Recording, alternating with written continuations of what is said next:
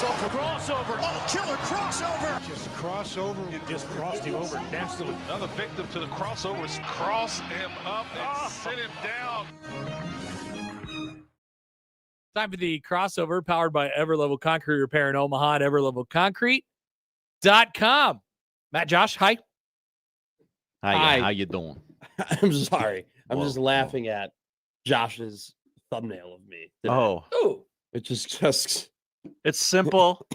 I like it. It's that look on your face. Yeah. it's ridiculous. It's a great look. You're Latin, so I can do that. You can do that. That I You am could do Latin. it if he weren't. No. You can't put a sombrero on a white man. Is this what you're It's saying? cultural appropriation. I don't know. Birthday We're party at Amigos. Could I not wear the sombrero that Yeah, you gave me when I Josh. was 7? we're in troubled times. We're in Look, crazy times. We are now. not in that trouble. If we yelled at LeBron for saying Taco Tuesday, then Who's we? Yeah. I don't know. Not me. I don't do any of this. But I'm fine. I'm Latin. I'm I okay. would wear a sombrero whenever I damn please. Really? Sure. Do you have one? I could get one. Your head looks great for. Are you saying I can't wear a lucha mask if I wanted to wear a lucha Okay, mask? that is a little bit of a step too far. It- That'd be a I little think bit. it depends on what you're doing in the lucha mask. Yeah. Didn't you just attend an event in which someone who looks So like me I wears a lucha I mask? was Yeah. I was there at Monday Night Do Raw. you stick your tongue out like this? No. I was there at Monday Night Raw, and I said out loud, "There's a lot of non-Mexicans pretending to be Mexicans in the ring right That's right. And- there were 6 of them. now." And I think there was 4 out of the 6 people. in there, Oh, okay. Mexicans. 2. Four okay, of 2 of them. them were. They're pretending to be luchadors. There were 4 very white men pretending to be Mexican wrestlers, and one of them was moving around intentionally like a Mexican. No wrestler. Grande Americano. Yes, the original. Aren't they all? No, they're not. There are some luchadors that are very, very well within the culture. Definitely. No. I didn't mean that. Some I Grande meant, aren't they Americanos all- Oh, hanging out with. By the way, I love the conversation Oh, you guys boy. had because I've had this conversation with you where Oh. I go to Chicago and I am a bigger human and I come here to Nebraska and I'm tiny boy. I am tiny baby boy I here know. in this state. I am a small individual, but I go back You can't. home. You literally can't fit in places in New York. There's the It's door. so hard. The door. Literally. The doors are too small. The booths in Chicago are way too tiny. Like you are Yeah. your knees are in your stomach and a lot, especially when you go downtown. I don't know that I've encountered that as a person who's much larger than you are in Chicago, but I obviously haven't frequented all the same. It depends. Like it's not all the places I would say, but they're definitely there's a difference. The between Billy living- Goat has room for me. That's what. The Billy Goat does have a lot of room for a lot of people, but and Murphy's has a ton of room. Yep, and a Murphy's. But if you go to Old Town or you go to like Lincoln Park, it's packing sardines in there. But all the it's literally sardines. Everybody's tiny. Everybody's tiny. I've told you this. They're just tiny people. Tiny people.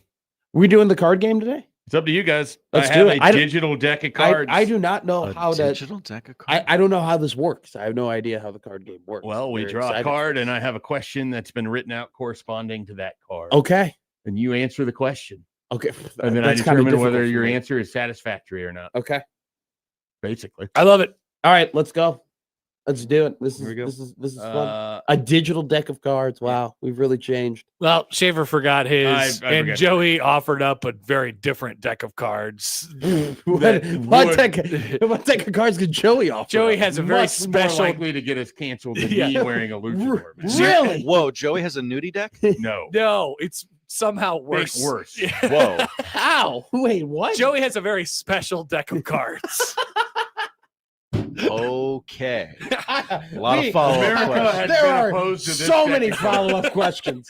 Can I? I can don't want to answer any of them. I don't think I do either. Can I It's get- not my story to tell. Yep, Can I we agree. get Joey in here? And I just want to see what one of the No. questions on the deck of cards looks like. Oh, no. It doesn't matter what the deck of cards actually is. That's why Schaefer has a digital deck of Right. cards. I just want to know what one of the questions are. No, the questions are already pre-made. Oh, okay. They don't.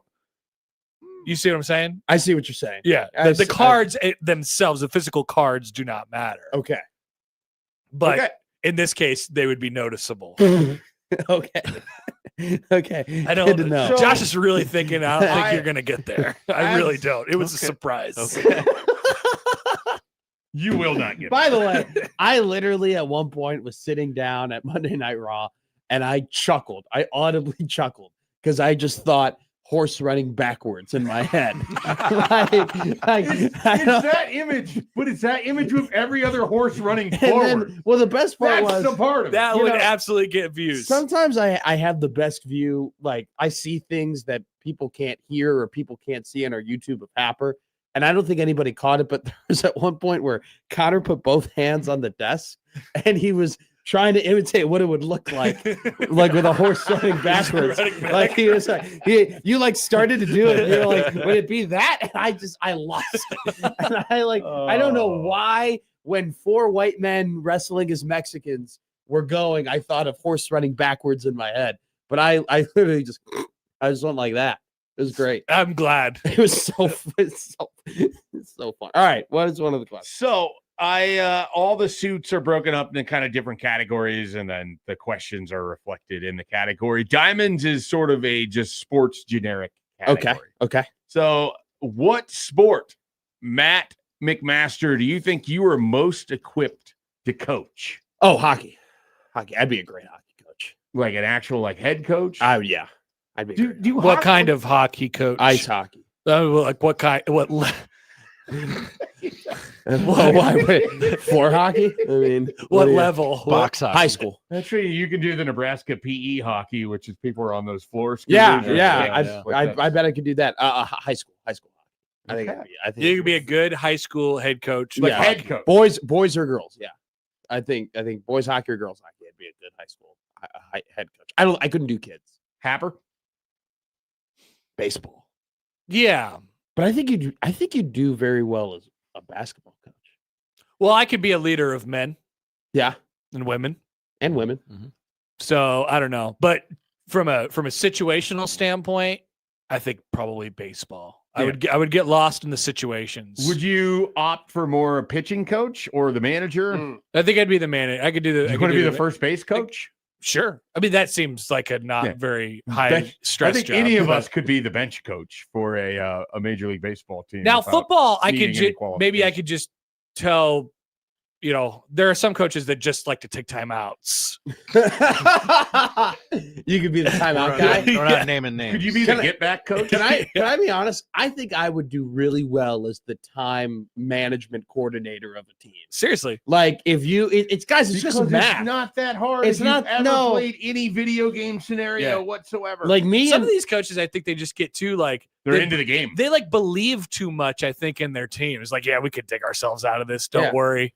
Like, Yeah. like Mac always did that with not taking timeouts when Yeah. they would get 14-0 run or whatever. It's like, geez, take a timeout, please. It's like, no, we can do this right now. Go, it's score. just sometimes it's just math. It's like, all right, there's a minute left. You have to go 40 yards. You're probably going to have about 5 or 6 plays. You take one now if you already have one, so you stop the clock. Then you call 2 plays, But are you prepared to deal with the fallout should your decision not result in good results? I will tell you right now, we will, every time the clock hits 000, my team will not have timeouts left. Wow. My Whoa. team, we will Is have that a used, good thing or a we bad will- thing? I don't know what it is, but we will have used all of them. That's we- too many timeouts. Yeah.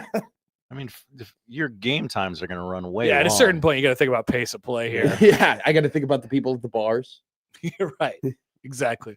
All Yeah. right. That's an answer. That's I think Josh, you would be. Do you want in on this? Oh, boy.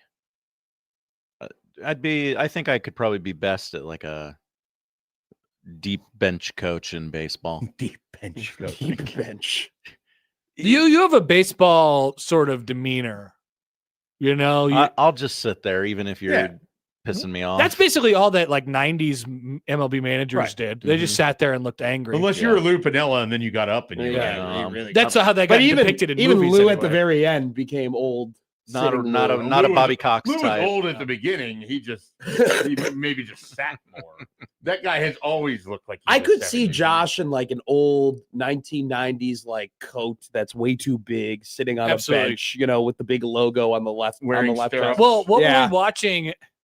Like with his feet are a little We bit were- too oh, high yeah. on the chair. We were watching David Wells' Perfect Game when we were talking to David Wells, and he he was explaining to us why Joe Torre was pissed off the entire game because he didn't want him to throw a perfect game.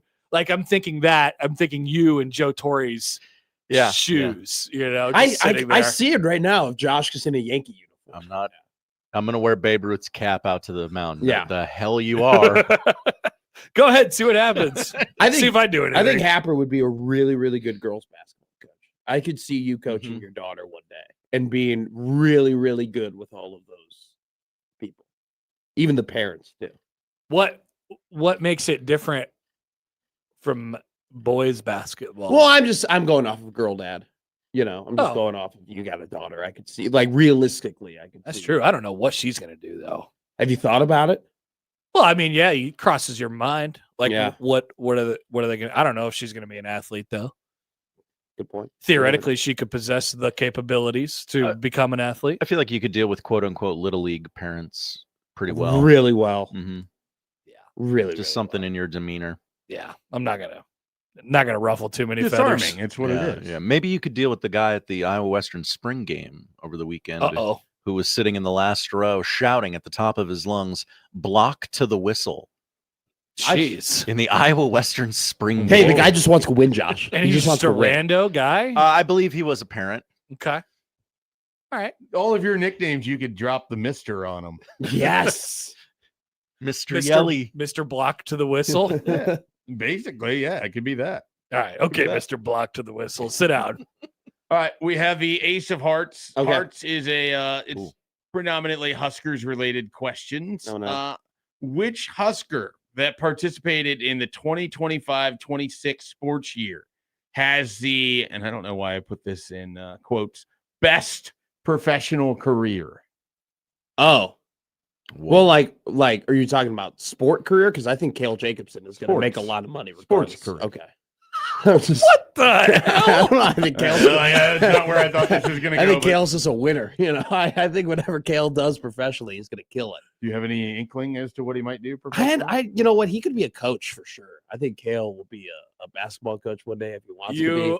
That is an Or- unbelievable response. I mean, that's my answer. I think whatever. I was thinking Cale- more like professional sports. Oh, professional sports. You Okay. know, as you Yeah. have grown up in an era where the commercial is that most of them go pro and something other than Yeah, sports. they your do. Your brain went there. I'm being, you know, The very NCAA proactive. appreciates you, is what I'm trying to say. Who will have the best career Damn, that's a professionally? great question. Thank you.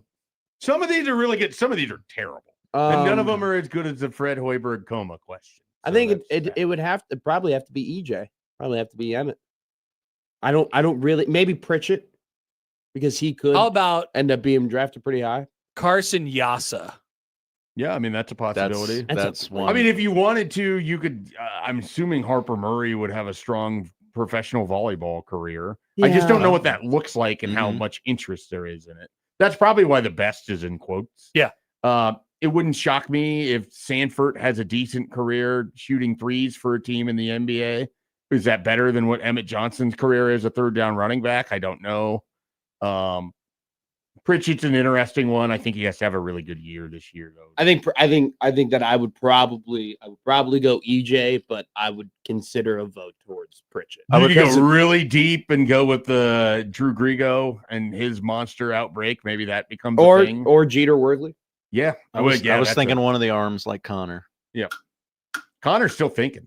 I really am. If I extended this over to Creighton, is there anybody else that comes into the picture here?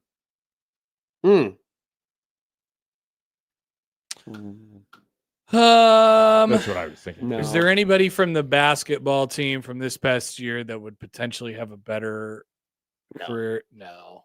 I mean, Jackson maybe. I could see Josh Dix playing for a while. Yeah, I mean, Jackson. Yeah, I guess I didn't really think about Jackson. Yeah, there's probably several multi-year like minor league baseball guys. Sure. Those are the sports that I know most. It's when you add Nebraska volleyball. Well, I mean, Creighton Very volleyball. much. I mean, Creighton will have several volleyball pros. Yeah. Yeah, from that's this what I mean. They Nebraska already would do too. have multiple. Like, yeah. I just don't know how to do that on this. Like, what does success look like on that level? I think if you're going off, So of I guess it's Ava Martin. We already know. If you're going off of like the volleyball, like it would be Olympic success too. Like Right. who I would of assume them- Harper Murray has a great chance. I think to make it. Bergen Riley probably is a pretty good shout. Honestly, I think she's got real potential to play a very, very, very long time, and probably play in the Olympics. Hopefully, So, which is why I That's- said obviously it goes back to my original answer, Kale. hopefully at some point that those leagues can just finally come together and then volleyball will be normal. This next question feels perfect coming off of the event that Matt Josh just attended. What would be your wrestling finisher? Oh, I've thought about this my entire life. I had to have guessed that when I wrote this. I would fireman's carry, right? And then I would basically, so like attitude adjustment, you like put the guy over, Mhm. right? But mine would be, I would put the guy like this. I would like put him down and they would like land in between my legs. Forward Forward. instead of to the side. Instead of going here, I would go like that. And You would cradle them like a baby in Yeah. between your legs. They would, and then I would like fall and my mhm. butt would hit it and they would land in between my legs. And then I would, and that would hurt them. that would hurt them and their feet would come up. And when their feet came up, I would go into a combo pin. Pinning Okay. position. Yeah. yeah. Or right into a pin position right there. So yeah, that's what I would, I don't know what I would call it. Probably the It mix. seems something. unnecessary. Well, that's all wrestling. I guess that's. yeah. I The guess thing that's is, you have true. to hit your finisher like 9 times to win matches now, anyway. Mhm. So Gotta That's keep the suspense unfortunate. up. I've never won one. And you got to think Did the about job. like, okay, if I'm going to do this 10 times a night every Yeah. night for 20 years, it The- can't be, the- can't be that's the something beauty where of, I'm like, landing the on my RKO tailbone or the stunner Yeah. or those things. Like they're quick. The one issue is that if I were to fight a guy that was really, really big, like a Mark Henry or a Braun Strowman, or like I can't You use wouldn't be that able to do it. finisher. I wouldn't be able to do I think that. I think I would like to have some type of like super powered clothesline. You strike me as a guy who would use a submission. Yeah. You know, you look like I a mean, submission same- maneuver wrestler. Same type of thing where I'm not Chokehold guy. landing on my coccyx. Yeah, every I would night. be landing on my butt every night. It Mhm. probably would be not great for I want to make something where there is like a chant while I'm doing it. Ooh, okay. While I'm So like executing ram the move. jam when you're standing up there for the elbow. Yeah, either I'm standing on the corner over Neither there. of these guys You have want a seen that corner movie, I finisher. assume. You want a finisher where you go to the Tremendous move. corner I and think you hype the crowd up a in little my bit. world for sure. Like I'm almost certainly jumping off of the top rope in the corner and landing on him. Which is wild because of your general fear of heights. Yeah, it's not that high. I mean, it's You just a could do jump. like something like the sweet chin music. You could just have a super kick. Okay, that's pretty good. Nothing wrong with that. But is there enough space there for the crowd to really get into it? if you Well, he really sets tune it up by the band, stamping his foot. to Oh get yeah, them. he just wanted Yeah. it. Yeah. Okay, that's pretty good. do that. That's good for you. Thank you. It's a good little spot for you, Connor. Thank you.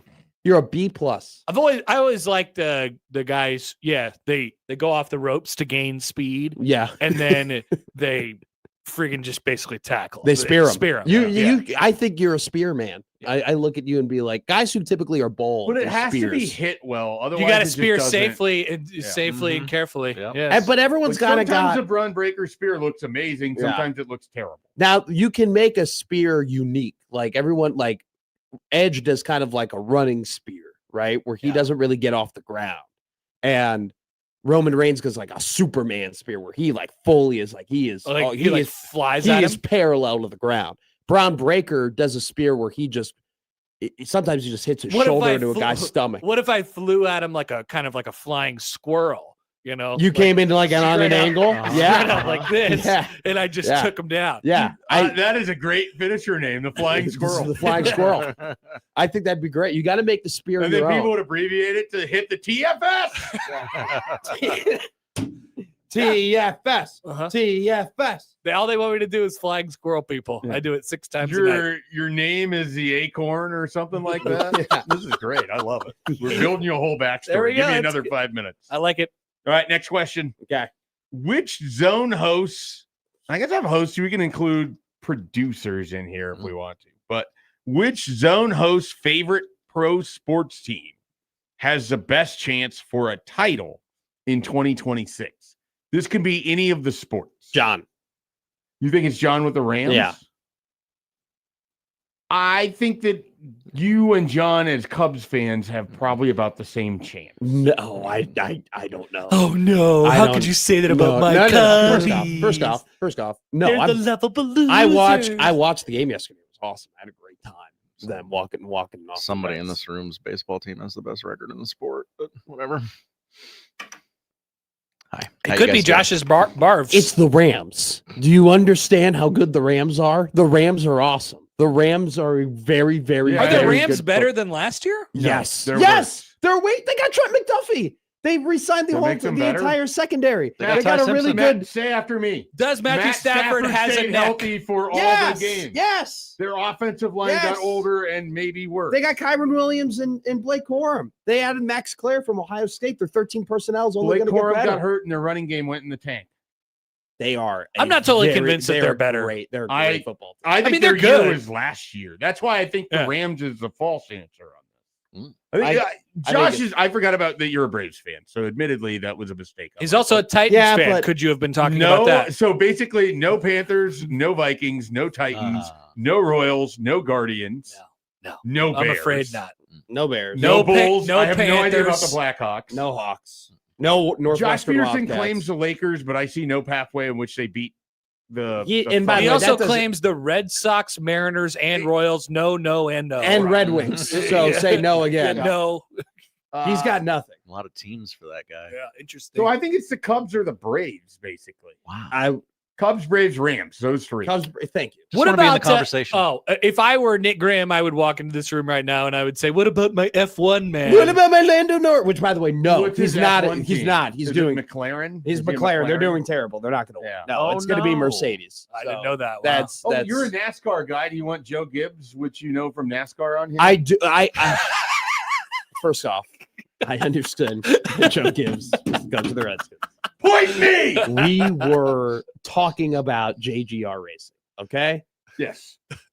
No, I don't really claim a singular NASCAR driver. I really just claim my bets. So that's really if my bets win. Yeah, does anyone root for teams? Like, is anyone like no, a, there are like a Hendricks. team guy? There's Hendricks motor. Like people are like, Okay. "Oh, I'm a Hendricks guy," or "I'm a Okay. 2311 guy," or "I'm a Okay. JGR guy." Some people really like Spire now because of Carson Hocevar, but you know they claim race car drivers. I don't have a race car driver. Do you realize he could just be saying names and we don't Absolutely. know? I have seen things about this Hocevar guy Oh. only because his name looks like Luke Hochaver. And then it reminded me of Luke Hochaver. That's incredible. Man, I thought Luke Hochaver was going to be. Everyone thought Luke Yeah. Hochaver was Oh, I that thought would be Luke that would be a Hochaver was gonna great be crossover good. segment. Who was one guy you thought was going to be great? That's in And here. Is that? That's in here. Yeah, I Sure. got mine immediately. It's not all. It's like Nebraska specific. but So we don't have any. I'm going to tell you right now, I don't think it's the Cubs. I think it's probably the Braves over the Cubs. I think the Cubs have totally benefited off of playing the New York Mets and the Philadelphia Phillies, and the Cubs are hurt right now too. And they Well, gotta, it's also May 5th. yeah. Mhm. So Yeah. I think The Blue I think Jays the had Cubs a are losing good. Don't get me record. wrong. I think the Cubs are really The good. Blue Jays had a losing record at this point Yeah, last year. yeah. Like that's So- what I remind everyone who freaks out about. and I think it's kind of hard. And The I, Cubs had I the best offense in baseball at this point last year, and then by the way, this is a very They did. this is a very simpleton take that I'm sure the baseball people might dispute, but I think it's hard saying anyone in the NL has a great shot outside of or has a great shot. There are teams that have good shots, but it's just like it's hard looking at the Dodgers and being like they're not going to get to the World They Series. won multiple elimination games last year, though. Yeah, I mean, that's the that is thing. true. It's not Wow. like they weren't in the position of which they could have. Lost. They Yeah, didn't just. The thing about it is they don't just steamroll their way to a title. that's a good point. So Oh. the last time, just quick overview here. The last time one of your teams won a title would have been the 16 Cubs, right? Yeah, it's been 10 years. Mine would have been the 15. Well, probably the Nuggets one counts. So 23 Nuggets, whatever that was. Never. Never for you. Whoa. That is insane. Yeah, ask me how many times I've got to see him be the second best team. Many. Josh has multiple Braves World Series. Uh-huh. John has his Rams title a couple years ago. Josh has the Lakers. Josh does he I like, Grew think- up as a big Lakers. I think the early ones, not the new ones, but the early ones, like the early 2000s ones, that he definitely those would was- count for yeah. him. But Yeah. since then, I'm No. not sure. He's in his own drought. Like he wasn't parading during the bubble the Mickey Mouse trophy that they won in 2020. No, he didn't care. No. Wow, we suck. But I did live through a dynasty, which is pretty sick.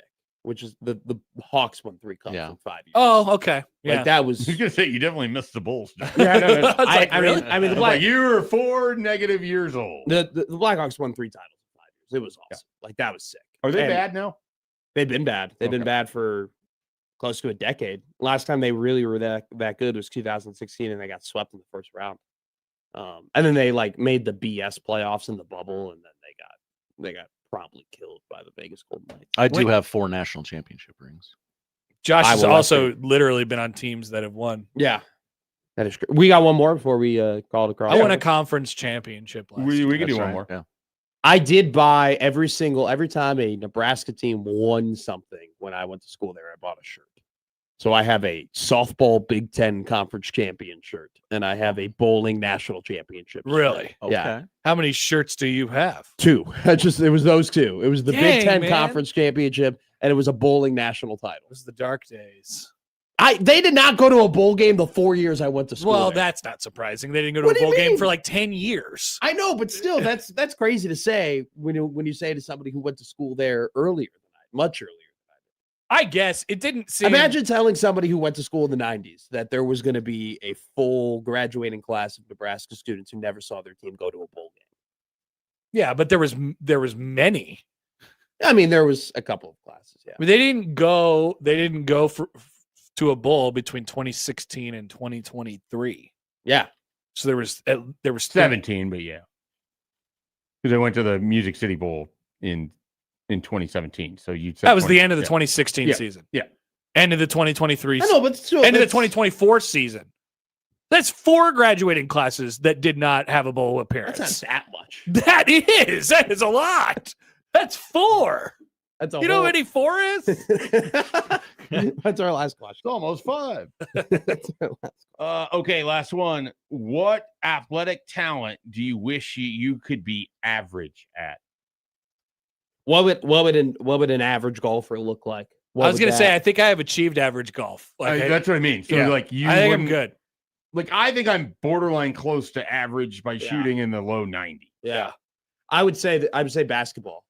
I think it's I would love to have been average to good at basketball. I would go. So I could just keep playing. Could you repeat the question just as what, it was written? What athletic talent do Oh, you yeah. wish you could be average at? Speed Oh, that's a good way or to go with it. jumping. Yeah. Speed or jumping Mine was definitely vertical because I have no explosion whatsoever, which isn't a big or surprise. flexibility. Is that athleticism? Oh, I'm taking that. well, I I- want it too. I'll speed have or what he's flexibility? I'll have what he's having. I want What, flexibility. You want speed or flexibility? I want flexibility more than I want to speed. be able to touch my toes. I have been able to touch my toes since I was 8.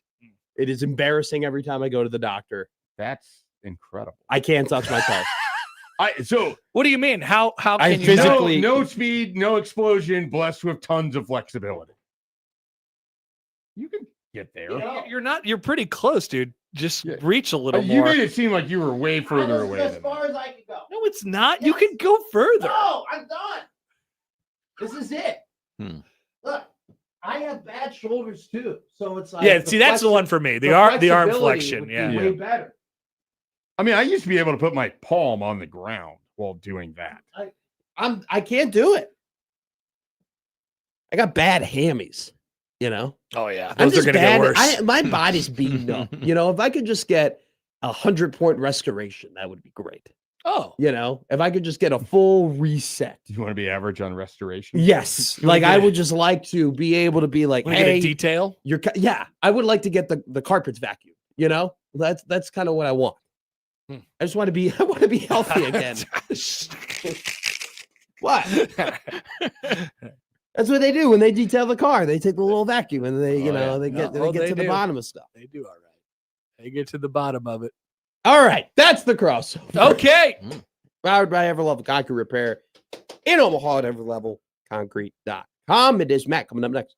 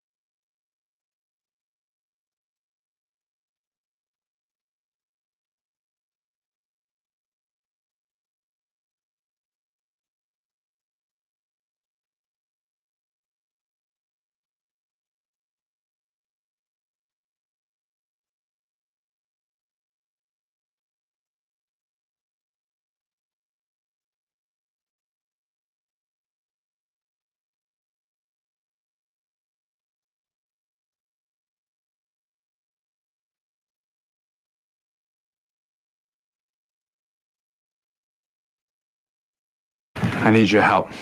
I can't tell you what it is. You can never ask me about it later, and we're gonna hurt some people. Whose car are we gonna take? I have a lot of things I want to get off my chest. That's an absolutely horse crap call. Make room for Daddy. But they are who we thought they were, and we let them off the hook.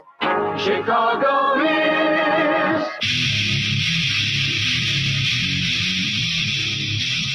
This is Middays with Matt on 1620 The Zone.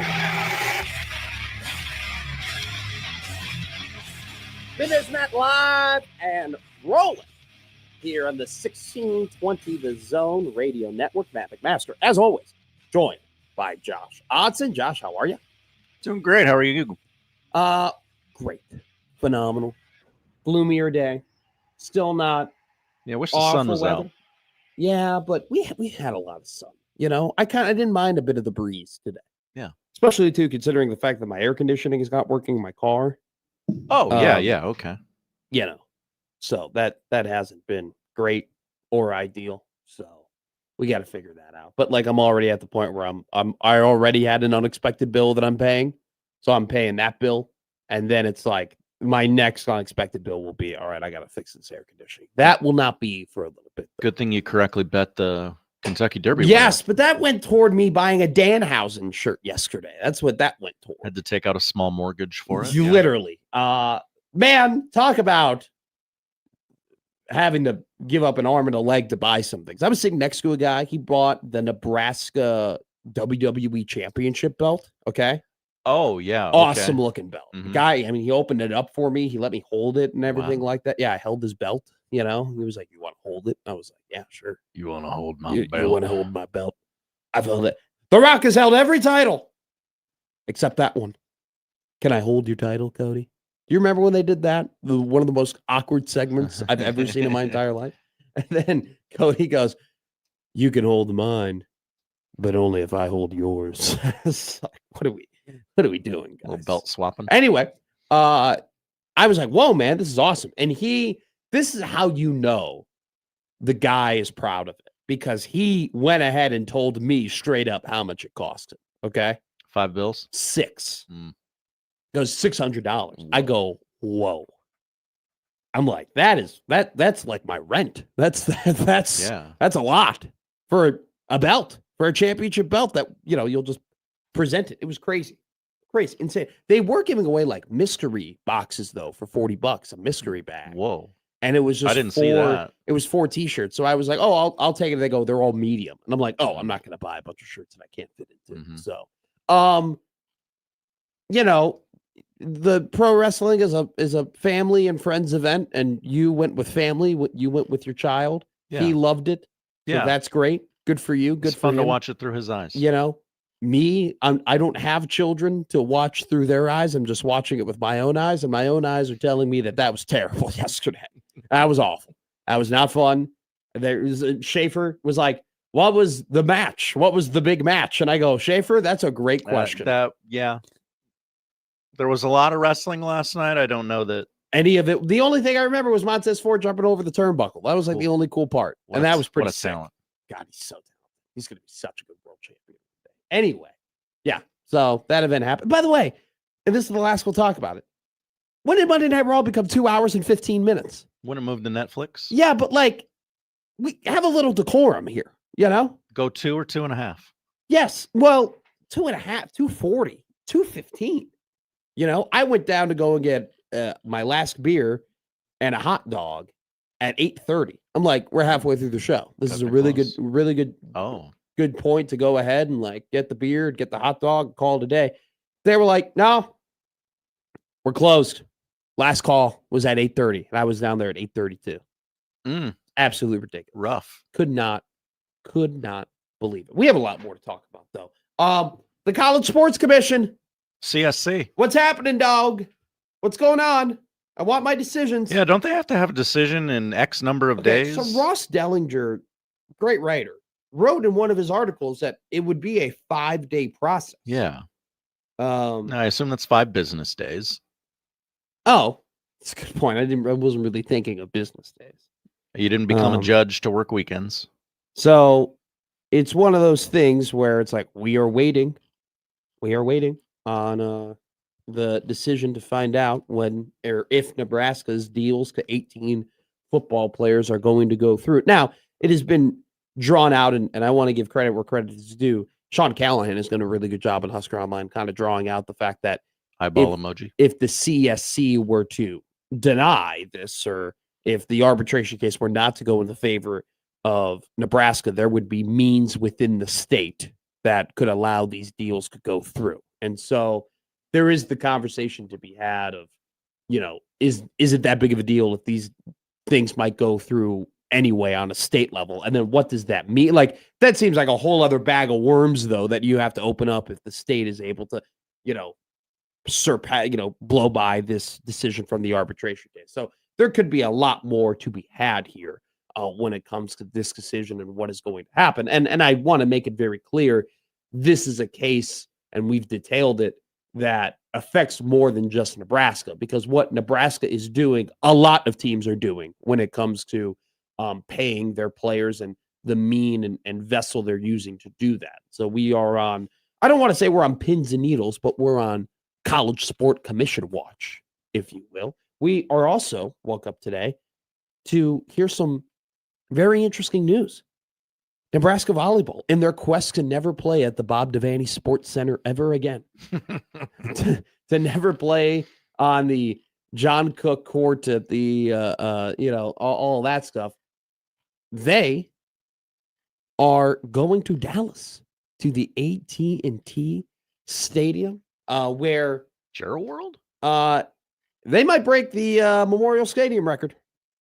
Could I mean, Jerry's World does hold like 100,000 people, so we will see. Now, a great point. I saw a tweet. It might have been from John Bishop. If you're a Nebraska volleyball fan and you are very interested in seeing them play in a bunch of different venues, you got to save up your money. Yeah, or you got to pick one. Save up your money or save. No, what would you rather go to? Wrigley Field to see Nebraska volleyball play, or go to AT&T Stadium in Dallas to see Nebraska play? Here's the tweet from Johnny the Bish. Yes. Husker volleyball fan doing the math on whether or not they have enough in the savings account and how many vacation days they have remaining. Johnny Bish and I winners as yesterday. That's right. What a walk-off win. Awesome win. It was one of my 2 Cubs games of the week where I was like, I'm going to sit down and watch this one, see the boys play. Michael Conforto hits a walk-off home run. When the ball came off his bat, there were a bunch of people behind him who looked like casuals, and I thought they were celebrating a fly ball. And I was like, oh my God, like, this is embarrassing. And then they like pan up and the ball keeps going and going and going. I'm like, oh my God, he hit a homer. Hell of a win from the Cubs over the Cincinnati Reds. But yes, Nebraska volleyball will be playing in the Spikes Under the Lights women's college sporting event played at AT&T Stadium, where there is a $1 million prize money, a prize pool. Yeah, that's kind of the cool thing about this. It's not just a big match amongst good teams at a big stadium. Like, there's $1 million on the line. So it's 2 semifinal matches followed by a championship match to claim the prize money. All in one night. All 3 matches will be best of 3 instead of best of 5 in the regular and postseason of volleyball. I don't know. This is an article from Abby Barmore of Husker Online. If they're playing best of 3, okay, so this is an exhibition. I was like, I don't know if these actually count to your regular season. Oh, okay. That was the question. Yeah, sure. Yeah, but I get these are considered to be exhibition matches written here. The exhibition event will be broadcast in primetime on a major national network, which will be announced at a later date. Tickets for the 3-hour event will go on sale on May 8th on SeatGeek. This is all according to Abby Barmore and Husker Online. So won't count to the record, but still a pretty cool event. 3-hour event. Very smart by them to kind of market that. Hey, don't worry. Hey, we're going to get you in. We're going to get you out. You're going to watch all the volleyball you want to watch. It's going to be the best teams that we can have here, and it's going to be a good event. What would you rather go to? Boy, I guess I will say this: the viewing experience will be better at AT&T Stadium. Okay, it will just be objectively better at AT&T Stadium. There's no obstructive view in that stadium. Okay. It's more of a laid out field where the court is going to be more visible and more center than what it would be at Wrigley Field. I think the viewing experience would be exponentially better at Jerry's World. Despite the possibility of weather and wind, I think I'd pick Wrigley. Just because I would too. For lack of a better word, weirder. It's more unique is the better way to. The best way to describe it. Look, Wrigley's got a lot of charm. Mm-hmm. Okay, which is the nice way of saying it's old and a little decrepit, but it's got a ton of history. It's got a ton of history, and you don't build places like Wrigley anymore. We are no longer Wrigley will not.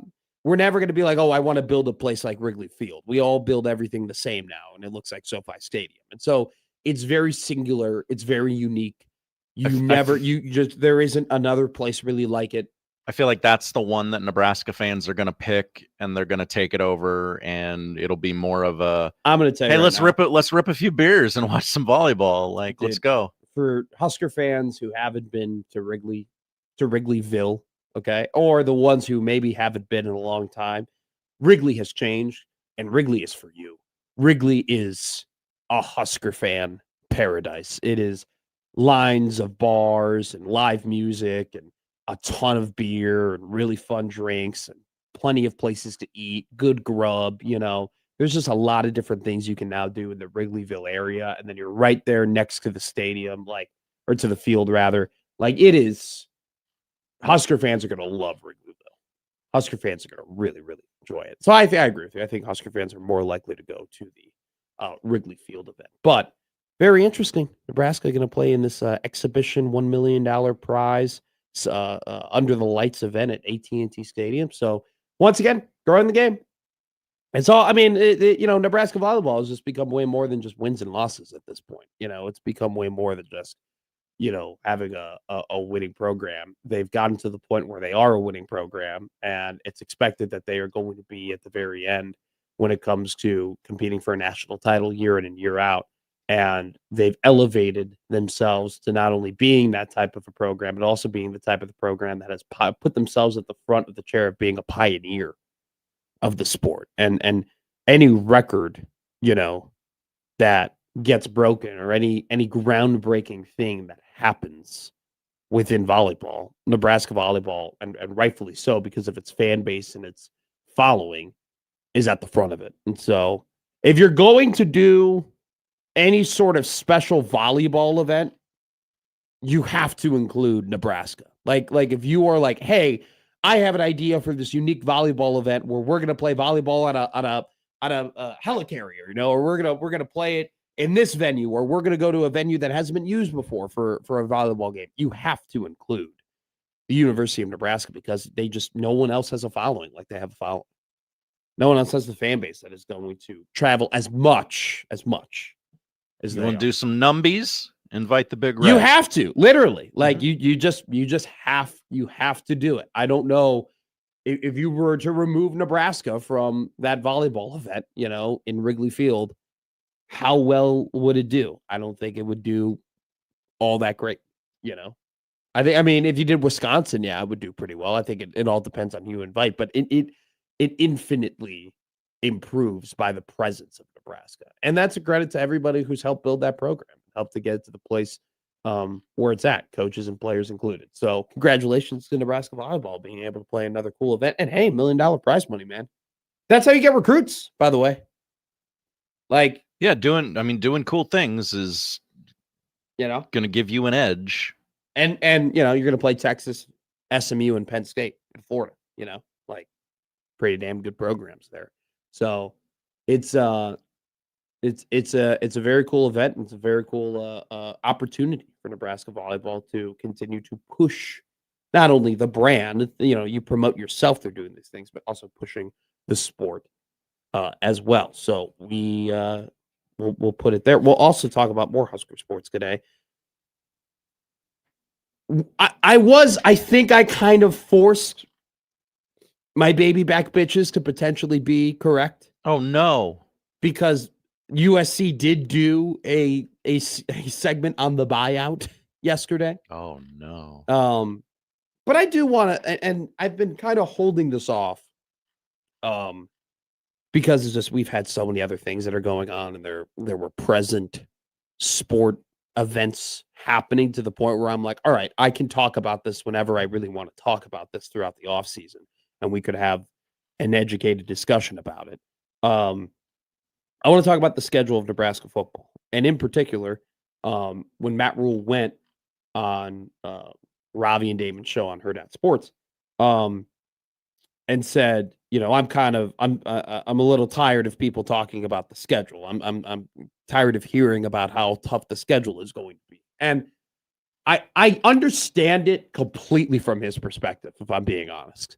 Like, if I were him too, and everybody was always talking about one singular thing over and over and over again, how it was going to be a problem, I would probably, that's happened to me before in my life as well, right? Luckily, they went out and got more problems this offseason for us to talk about. It's a good point. Good point. But I kind of understand from his perspective of like people, being a little done with people talking about it over and over again. But from my perspective, it's not necessarily about the toughness of the schedule and the opponents that you're, how tough it's going to be to win the games. It's not necessarily all about that. It's a lot about what the schedule represents. And I think the schedule represents and communicates things to you about this football program that should not necessarily exist heading into year 4. And so it's less about how many games you're going to win and how many games you're going to lose. And it's more about how do we view the schedule and how the schedule makes us feel. And I think there's a really good argument to be made that in year 4, you shouldn't feel all the things that you feel when you look at the list of opponents that Nebraska football is going to play, if that makes sense. If it doesn't make sense, I'll do my best to explain why it does make sense to me later in the show. So we will talk about the schedule, we'll dive a little bit into it. We'll also talk about the NBA and NHL playoffs. Screw the Knicks. Whoa. Screw them. Screw them. Can't say I disagree. But first team to ever win 3 playoff games in a row by 25-plus points, the New York Knicks, who are just going to seemingly waltz into the conference finals. Thanks, Boston Celtics. You losers. Yeah. Woke up this morning to a CBS article breaking down where Jalen Brown should be traded. He should be traded to the Boston Celtics because he's the dependable one of the two. Whoa! So when I was going to find out, I was going to ask you when it was going to be. God, Jason Tatum's so soft. He got hurt again. I don't want to call him soft because he plays a physical. But that is that's a very Boston thing to say. Yes. It's a very Boston narrative. That is your Boston narrative. Typically, when you see a lot of data on, you get the Achilles injury, the opposite knee, leg, everything in between suffers upon the return. Yeah. And that seemed to happen to the Celtics after crowning Brad Stevens God's gift to general manager. I wouldn't put all of our eggs in the Jason Tatum basket if that's what you're thinking, Brad. I think he's going to. That's exactly what they're going to do. We will talk about that. We will talk about Troy Dannon. What's his approval rating? I'm honestly curious. I had a very interesting conversation with somebody yesterday, and that kind of sparked the thought. So we'll have a discussion about that. We'll have a discussion with Michael Severe, who will come on the show at 11:20, and Tim Verghese, Tim's got some beans to spill. He's got some things. We got to have some speaks. You've talked to him, right? You've prepped him. No, You said, I have you not. Can't come on this show and Tim hold knows. back. You Tim can't. knows. You can't say nothing. Tim already knows. Okay. Tim knows. And Tim is awesome, and Tim is a professional, and Tim will reveal as much as Tim could possibly reveal because he's great at his job. But I have not briefed him on you got to tell us things. But, I don't think Tim tweets out the Ahmad Hudson recruiting cycle being a doozy, quote unquote, if he's not comfortable with it being out there, So I think that'll be something that we talk about with Tim at 12:20. We have odd news at 11:45, and it's a top 10 Tuesday here on Middays with Matt. Don't forget to get in touch with us on the Equitable Bank Zone inbox. Equitable Bank, they take banking personally. And the Prairie Flower Casino Zone hotline. Prairie Flower Casino, play longer, win more. 429511620 is the number to call and text us at. And you can reach us on Twitter on the Liquid Trucking Zone Twitter feed at Matt McMedia, at Producer Josh. We have a great show for you today. Nirvana is here. Wow. Here on Middays with Matt on the 1620 Zone Radio Network.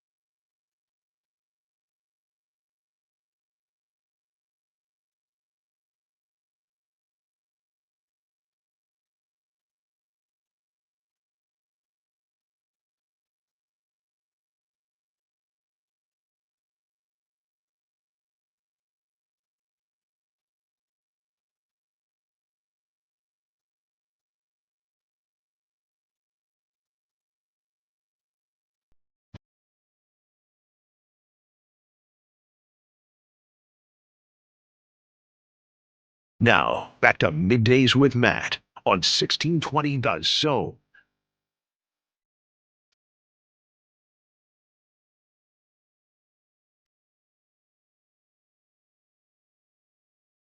Very familiar name committed to Nebraska yesterday. Maurice Purify II.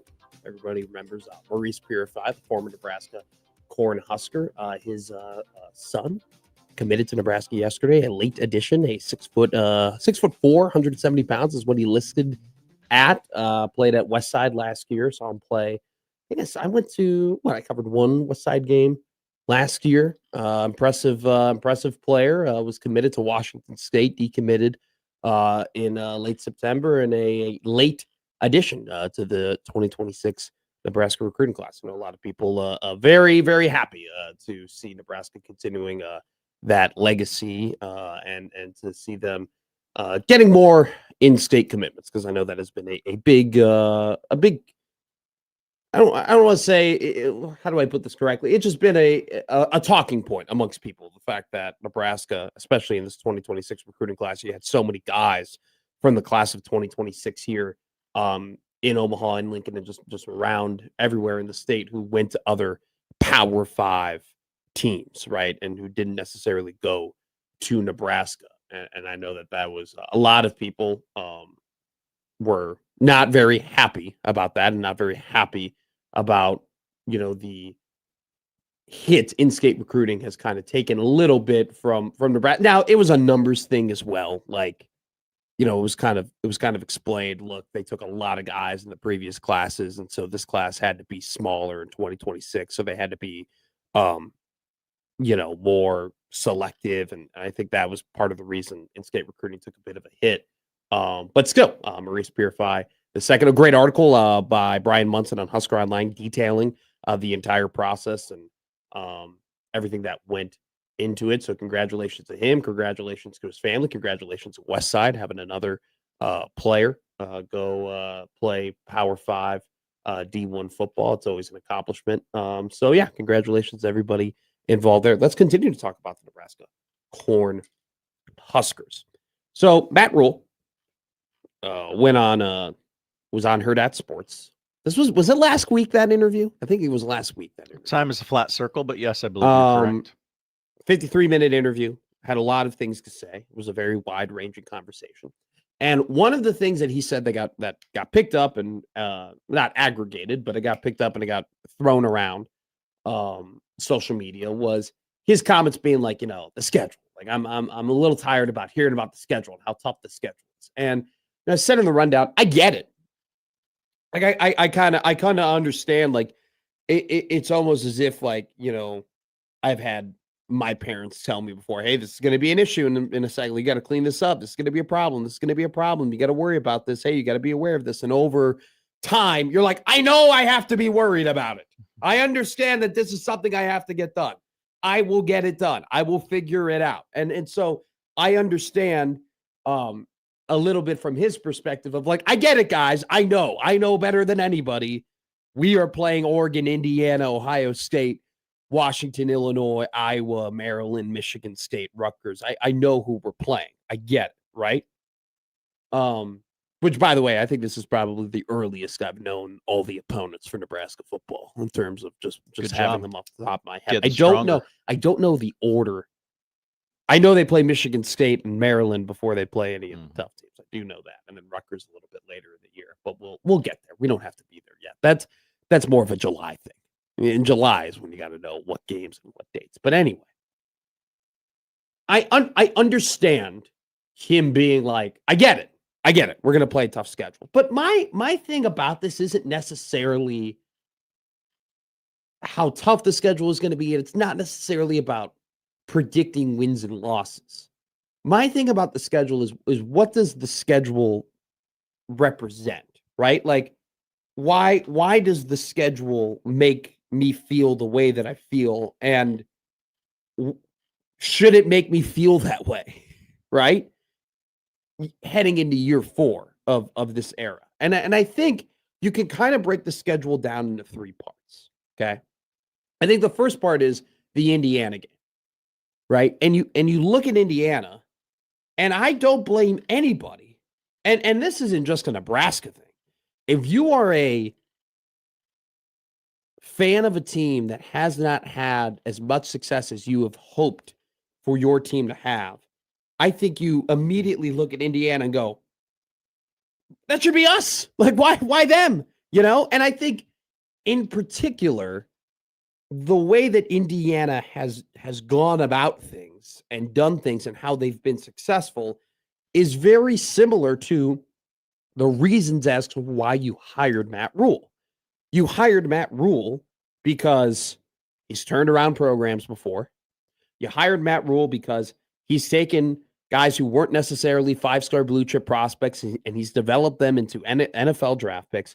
You've taken Matt Rule because he's taken programs that were at in the gutter, in the bottom, that were just either they were, Baylor was close to the death penalty at that point, and Temple, who gave a damn about Temple football, really? Like, it's one of those things where it's like, you hired him because he's taken programs that were in really bleak situations, was able to develop talent, find diamonds in the rough, make them better, get them to the NFL and perform above expectations. And that's exactly what Indiana has done. Okay. And I think that when Husker fans look at a team like Indiana, yeah, you get the part of like, dude, they're doing what I wanted Nebraska to do, right? They've gone ahead and, they took guys who could only play at JMU and they developed them into NFL draft picks. They took a guy like Omar Cooper, who was there at Indiana before Cignetti got there. They identified him as, hey, this kid is pretty good, and they developed him into a first-round draft pick. They got a guy in Charlie Becker, who, if you look at Charlie Becker's recruiting profile coming out of Tennessee, he was a 3-star prospect. And they identified this wide receiver. He's 6'4", 209 pounds, and he's going to be a first-round draft pick next year, probably. Right. And they're going to have, by the way, so there's a CBS Sports mock draft that I saw today. Indiana had 3 first-round draft picks. Indiana, 3 first-round draft picks. One of them is Nick Marsh, who they got out of the transfer portal from Michigan State. That's a big time transfer acquisition. You know why they were able to get Nick Marsh out of the transfer portal? Because they've won all these games and they won a national championship, and they've gotten the support financially to back Cignetti and say, hey, go ahead and get some blue chippers now. Right?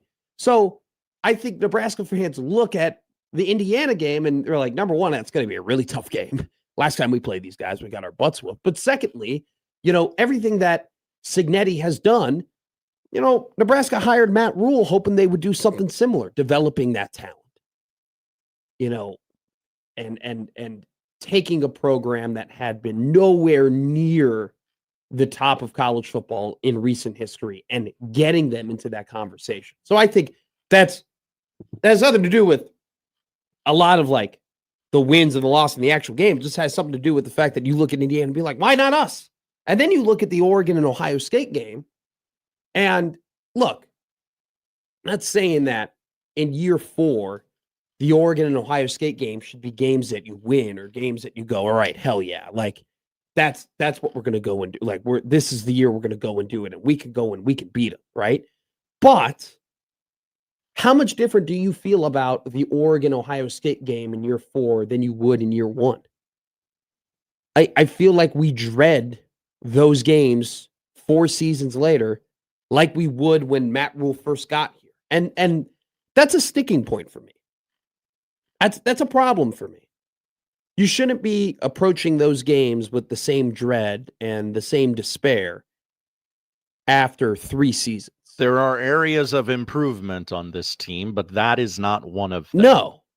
And so it's one of those things where it's like, I look at the schedule and I look at Indiana, and I go, wow, they're doing a lot of the things that I thought Nebraska was going to be able to do, or Nebraska was marketing themselves as going to be able to do with this hire. Then you look at Ohio State and Oregon, you go, this game doesn't really feel any different than what it would when he first got here. And then you look at the Iowa, Illinois, Washington segment of the schedule. And contrary to what I said before about Oregon and Ohio State, look, Rome wasn't built in a day.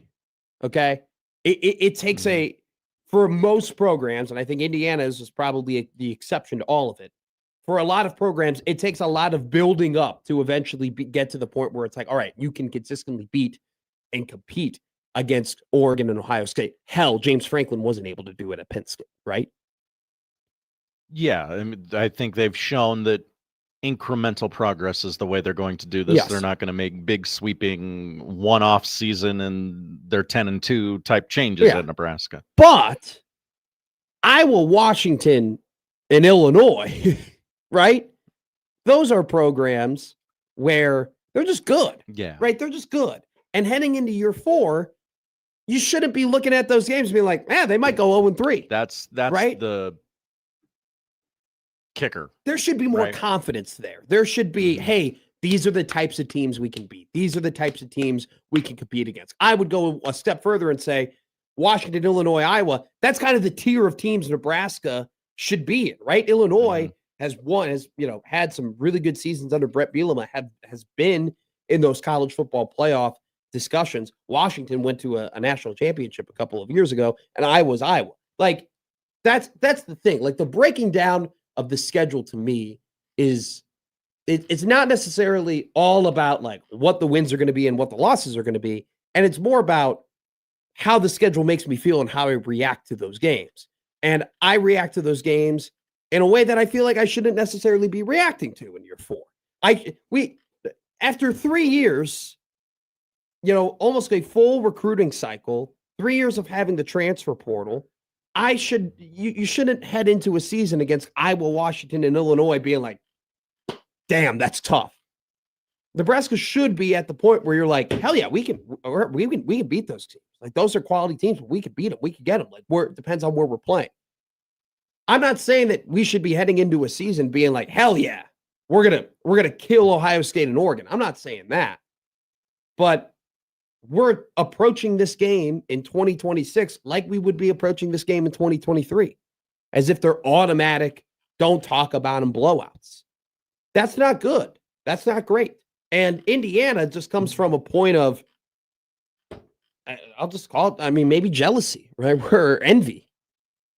But also from the point of, wow, they hired a coach with the vision of he can develop talent at a very high level.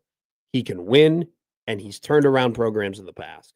And Nebraska hired the coach with the same idea, with the same vision, with the same concept of player development, turnaround programs in the past, can get Nebraska up and moving and competing at a high level.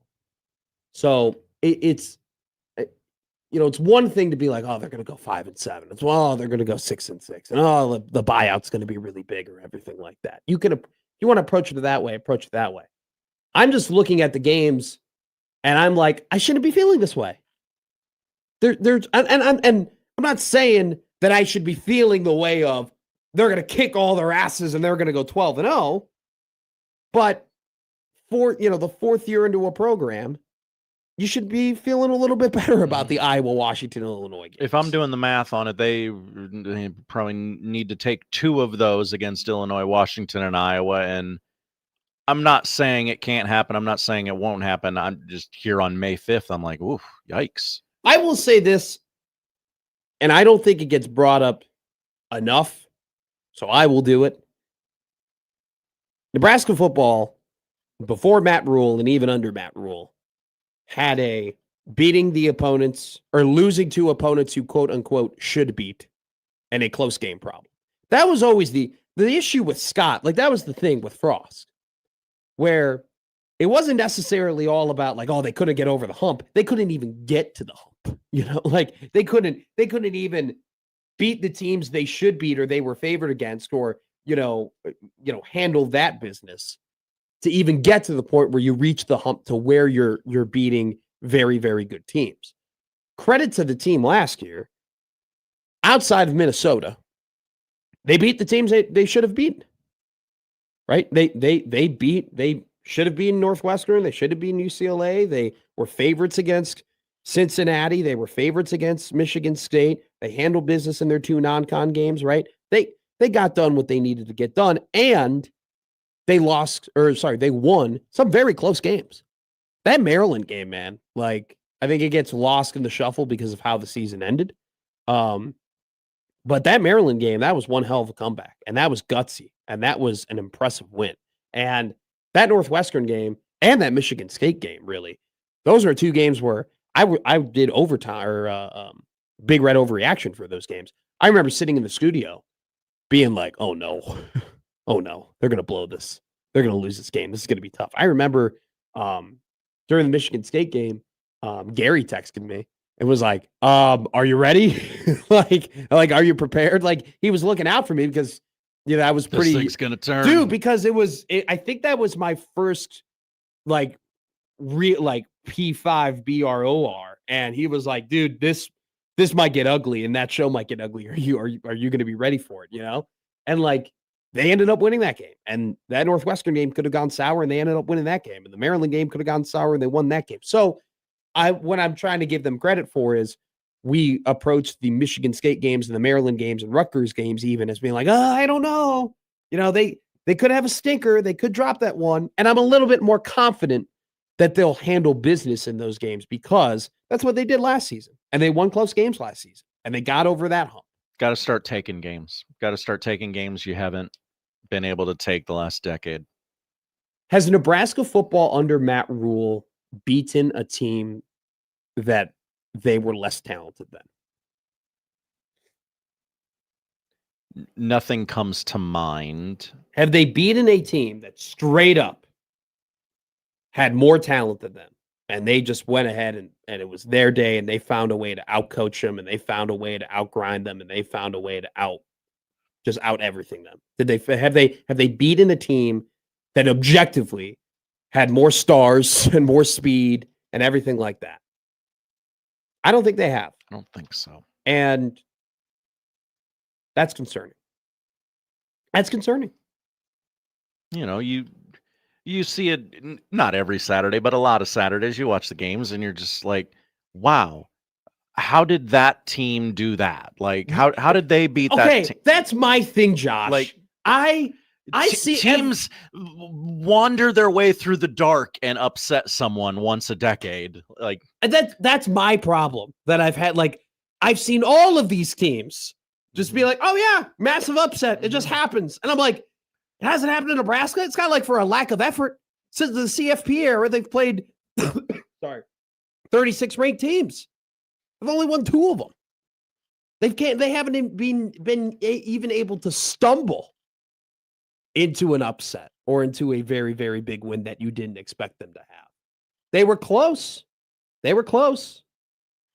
Close against Michigan under Frost. They were close against Ohio State under Matt Rule. Hey, you're using that word an awful lot. We don't like that word. I'm doing. Do you want me to speak about history or not? Some people are like, you don't talk about enough Husker history. Here I am.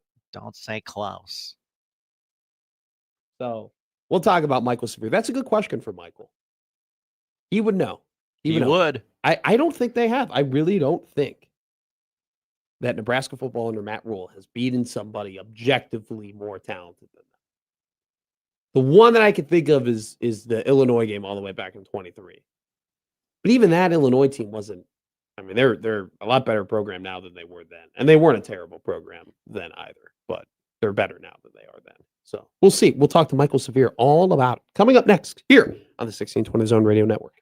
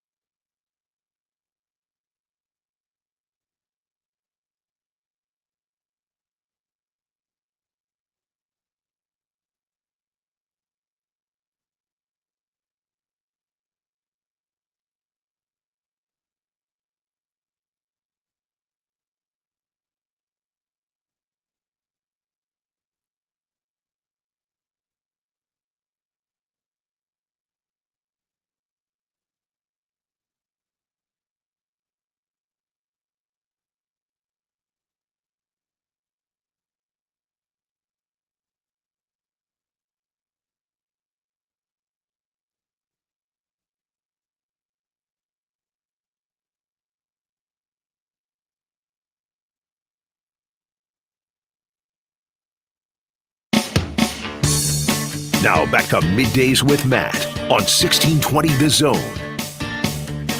Some quick news for Blue Jay fans out there, Blue Jay basketball fans out there. This is from John Walker of the Omaha World Herald, starting the quote. Creighton filled out its front court and added a center to its 2026 recruiting class, with Trayvon Carter Gibbons being added to the 2026 class. He was originally offered by Alan Huss while he was at High Point, and now he has flipped his commitment from NC State over to the Creighton Blue Jays. So late addition to number 14 center in the country in the class of 2026 for all of you Blue Jay basketball fans out there. We are now joined by the executive director of the Jet Award Foundation. From his car, Mr. Michael Severe joins Middays with Matt. Michael, how are you? Josh, do you feel that Matt puts the wrong syllabic on the wrong syllable when he says the word Creighton? There's something interesting about the way he says Creighton. It doesn't feel like the regular word Creighton, like added something to it. So Matt does this thing where he can't win, because if he says Creighton, people like, oh, why do you say it like that? And if he Brian Christopherson's it and says Creighton, people like attack him for that too. So I don't care anymore. Matt can't win. I don't care. I'm going to say the name. Yeah. And if you want to get mad about it? It's just Creighton. I can't do it. I can't do it. It's just Creighton. Creighton. It's just Creighton. Yeah.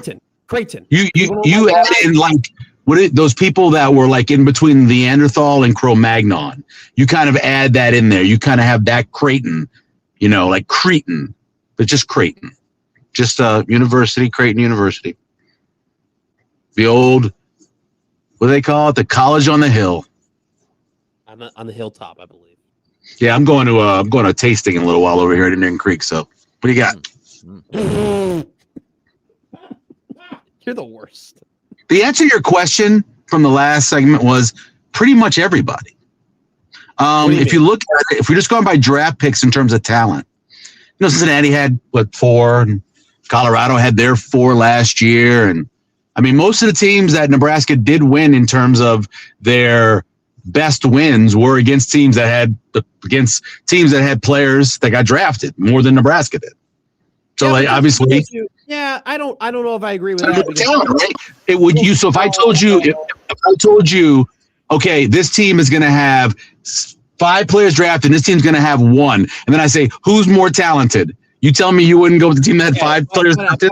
But if we did a whole conglomerate and we put all the rosters together and we put from top to bottom the entirety of the recruiting classes and we ranked, what were the recruiting and transfer portal classes were combined, right? You would go ahead and you would say, Nebraska had a more talented team than Northwestern. No, I would say I don't care what they were ranked when they got here, because that doesn't mean a good damn in the end of the world. Because we're going to talk, it doesn't mean it all. No, it's not. It's someone's guess on talent. When someone's actually drafted in the NFL, that's an actual investment saying this player can play in the NFL. So the people who are rating. Wait. I'm saying Northwestern's more talented than Nebraska. I'm saying Colorado had more talent than they did. Cincinnati had more talent than they did. Yes, they did, because they got more guys drafted into the NFL. I don't care when they come in what they are. Who cares about rankings? Who cares about ratings? Who cares about that stuff? Nobody cares about that. Nobody cares about in the real world. Nobody cares about that. Care about that stuff. The people who care about that. There's a whole industry on it. What do you mean? I know. There's industries, dude. There's an industry where women just sit on balloons and pop them. Okay, so let's not just go to the industries. There's lots of industries that make no sense. I don't think that you comparing women sitting on balloons to the entire cottage industry that is recruiting. Because one makes more money. The women sitting on balloons make more money than the actual recruiting thing. So yes, I agree with you, dude. You have no idea. Women sitting on balloons really is a pop. I mean, the sitting on the balloons, and if they're doing it in a puffy coat, the money's ridiculous. And you've paid for these services before? I have not, but I do research. I read a great book called Fetish. It's a great book. It's an incredible book just about how our lives how we've changed since we were frontiers people and what we did to where we are now. Somewhere in between there, we went to hell. I don't know where it was. I think it was like in 68, 69.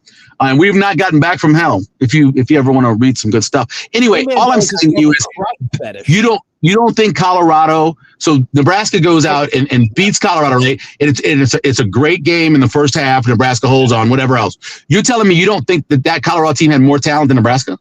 So a couple of things. When I was going to bring up when we went to break, I did think of the Colorado game, and I go, that might be the one because Cincinnati. Cincinnati had more talent. Cincinnati's gonna have more players drafted this past year, more in 25. They were a 7.5-point favorite against Cincinnati. Like they were. And it was a bad line. It was a bad line. We know. I told everybody it was a bad line. It was a bad line. So you're saying at that. I'm going top to bottom the entirety of the roster. I don't know if I immediately go. And the point of the question was more so like, when have they walked into a game and you were like, oh, there's a talent disadvantage here for Nebraska. Like Nebraska is down in terms of, keeping up with some of these athletes and keeping up with their speed and keeping up with how good these teams are. And they went ahead and they beat them. That wasn't the feeling going into the Cincinnati game. We didn't really. I sat right there in the baseball stadium and had the conversation with you and said that Cincinnati was more talented than them at multiple positions. They're more talented in the defensive line. They're more talented in the wide receiver spot. They're more talented in the tight end spot. They were more talented even on the offensive line coming into the season. I said all of that. I kudos to you, Michael. Like I'm not disputing what you might have said, but I think that a lot of people did not hold that same feeling. Nebraska fans are across the country. Like say there's a football fans. So say there's say there's football fan, and a lot of people made money because they gave that 7.5 and won the money. But all I'm saying to you is, when you look at those two teams, just like comparison, position to position, Cincinnati was more talented than Nebraska. 2 years ago, Colorado was more talented than Nebraska. I'll give you that. And I'll say there are other teams too that so if you, again, I'm going based on draft pick or players playing in the NFL or having a chance to play in the NFL. If you look at some of those comparisons, Nebraska has had a dearth of players that people consider to be NFL players. So by definition, that's a dearth in talent. Right? If you don't believe that these players can play in the NFL, that's a lack of talent. No? I'm not disagreeing with that. I don't think you and I'm not disagreeing with the lack. I mean, obviously they've had 3 draft picks in 3 years, but I'm not going to sit up here and say Northwestern had 2 draft picks and Nebraska had 1. Therefore, Northwestern's more talented. I don't think just because you have a couple more draft picks than the other team makes you immediately more talented, right? Like I think that you could be. I mean, look at that Colorado team. That Colorado team was super talented at wide receiver, and it was super talented at quarterback, and then they were lacking secondary a lot of talent in the offensive line, and a ton of talent in the defensive line. And I think you could go ahead and make the argument that, because of those gaps between what the Colorado lines were like and what the Nebraska lines were like, those gaps were way farther than maybe what the talent would have been on the outside or at quarterback. I'm saying you can make that argument. I'm not making that argument. I agree with you that Colorado in 2024 was more talented overall. I think that is the one. And the better team by the end of the season too, right? The better team by the end of the season. It was the better team. Okay. I agree with that. That's the one I thought of when I went there. When I went to break, I was like, all right, that was probably the one that they've won where they were more talented. Outside of that, you can claim, and that's fine. Cincinnati's more talented. Cincinnati's more talented. They're more talented at quarterback. That might have been your opinion, but the overall sentiment heading into that game, that was not the case. That was not. Would you say right now? Because the overall line was, that they're more talented. That was more talented to them. When you look back at it now, based off of what you know, what was the more talented team? Yeah, if you add in the fact that Sorsby, if he didn't do what he did, would probably end up being a top draft pick in next year's draft. And yeah, I mean, I don't know about top. He would definitely be one of the top 10 college quarterbacks. I don't know if he's an NFL quarterback, but he was getting $5 million from Texas Tech to go play for them. So I would consider him to be one of the top players. I don't think he's in. You want to go in red? You want to go in first round? Oh my God! If you want me to call you right, correct. You're right. They had 5 draft picks, right? And they had Brendan Sorsby, who ended up being one of the better quarterbacks, more sought after quarterbacks in college football. I'm just saying, retroactively at the time, that was not the conversation that we were having. That was not the. You might have been having it. You might. I'll give you credit where you want credit, but collectively, I'm not looking for credit. I think people are not collectively entering that Cincinnati game saying, "Wow, the Cincinnati team is way more talented than Nebraska." I think people, if you, and I know you listen to a lot of college podcasts, I know you do, but I think if you were listening in the weeks leading up to that game, there were a lot of national people saying that. People in Nebraska would never say that they don't have as much talent as a team like Cincinnati, but nationally, like Stuckey and Colin Wilson, those guys were all over that. I mean, just breaking down just the basic numbers. It was all over Action Network. It wasn't like a secret that Cincinnati, that line was really wrong. It's a really wrong line. When I look at it, I'm not saying Northwestern, because honestly, Northwestern in general, because of their limitations they have academically, should never be technically more talented than Nebraska. Yeah. Right. Because the academic relations, you're talking about the 140th ranked college versus a top 10 university. Right. So in terms of academics, so they should never be able to. But, and I'm waving at Connor right now. It's Connor, and say hello to Connor. Hi. I'm walking here. He's walking here. He's good. I was wondering. Yes, he found me. But that's all I'm saying. Northwestern, I would never make that argument. But those two teams came to my mind when you said the statement. That's fine. That's teams fine. that they beat. I think that's a totally fine answer. I was pushing back on the belief that we all thought Cincinnati was the much more talented team heading into the game. You want to go your facts are facts. Yeah, we look back at it now. That's the case. What do you think of 6 quarterbacks being drafted in the first round of next year's NFL draft? I would never say that, because the last 2 years, I know. How many do you think was going this year? And I've told you before, the thing that I hate the most about the draft, and I love the draft, right? From the rooter to the tutor, I love the draft. Although I hate the year away telling me who's going to be the best players, because it's almost impossible. And then if you put quarterback in there, it's really impossible. And so people who are like, well, that quarterback would have been number 1 if he'd have come out. Like, no, by whose judgment? Literally, these teams do not look at them until they're draft eligible, right? And then they don't really do comprehensive recruiting and scouting, not recruiting, of them until their senior year. So all the talk that Mel Kiper has or whoever has about what this player should be and where they should go in terms of being a quarterback, I take that with a grain of sand. So whatever. Well, to answer your question of who were the quarterbacks, we were all freaking out about Nussmeier, and he ended up being a 7th round pick, and we were all freaking out about Cade Klubnik, and he ended up going when he went. And I thought Klubnik could be a 1st round pick. I did not necessarily. I thought if Nussmeier was going to be a 1st round pick, it'd be very late. The Klubnik one, I was all in. At the end of that season in 24, watching Clemson, I was all in on Klubnik. I really thought that guy had every kind of talent. He could run, he could make decisions. Yeah, I thought I was right there with you. Now, that guy I completely was. But that's my point. Is like, how good is he? It's hard to judge, man. It just really is for the next level, and what they're going to do when actually everybody has a scouting report of them too. You catch a team not knowing who you are compared to the next year where you're playing them again and they know who you are, man, it's a huge difference for a quarterback. Well, I think so too. Like, we could probably make a whole list of guys that were projected at one point to go in the 1st round that fell out of completely. Right, like Carson Beck at one point was going as mock drafts as like potentially the number 1 overall quarterback. That's what I'm talking about. That's what I'm talking about. That right there. That should never. Who would do that mock draft? Like, who physically watched Carson Beck throw the interceptions he threw before he got to Miami and said to themselves, "That guy, 1st overall pick." Nobody. Who wrote those things? That's my point about the draft. I agree. And it's like, what happened to Quinn Ewers? Quinn Ewers was a guy that we were mocking to go in the 1st round. That happened. No, I was there. I saw it. Not you. Calm down. I'm just checking, because a 5'11.5" guy is not. I was not predicting him.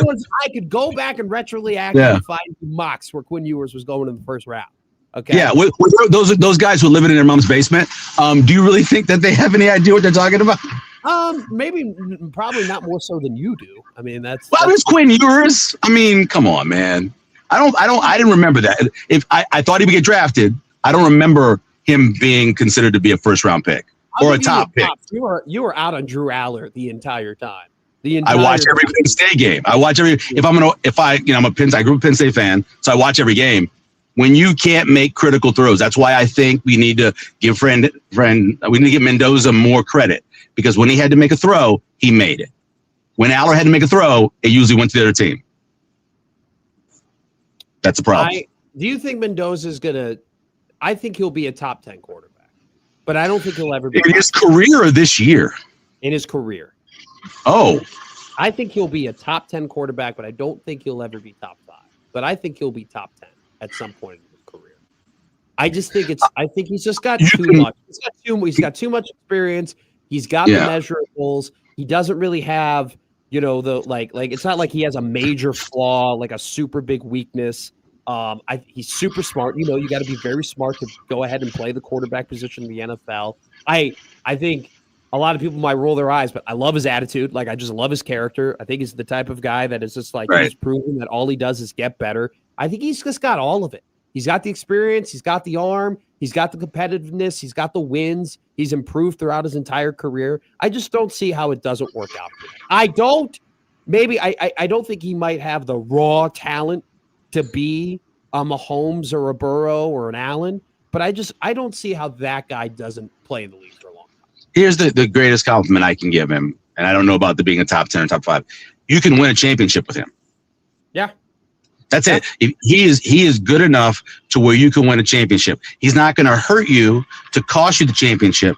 Is he going to put the team on his back, John Elway style, and take you to? Probably not. But that middle part where that he's good enough to win a Super Bowl with, the majority of teams in the NFL don't have that player. And so I think the Raiders have that player now. Michael, always a spirited conversation with the Spirited. What is that quote? Is that a quote from something? Spirited? No, I just yelled. I just yelled it. Okay. I thought it was a kind of a good word. I don't use it a lot. I probably should bring it back into the old vocab, but I don't. It's a good word. I like using wide ranging. That's one of my favorite adjectives to describe discussions. A wide ranging conversation. I love the word juxtaposition. Always have. Always will love that word. Yes. Okay. I've sometimes used a juxtapose, right? Juxtapose. Oh yeah, juxtapose is good too. Yeah. Also I like the word vain. Yeah.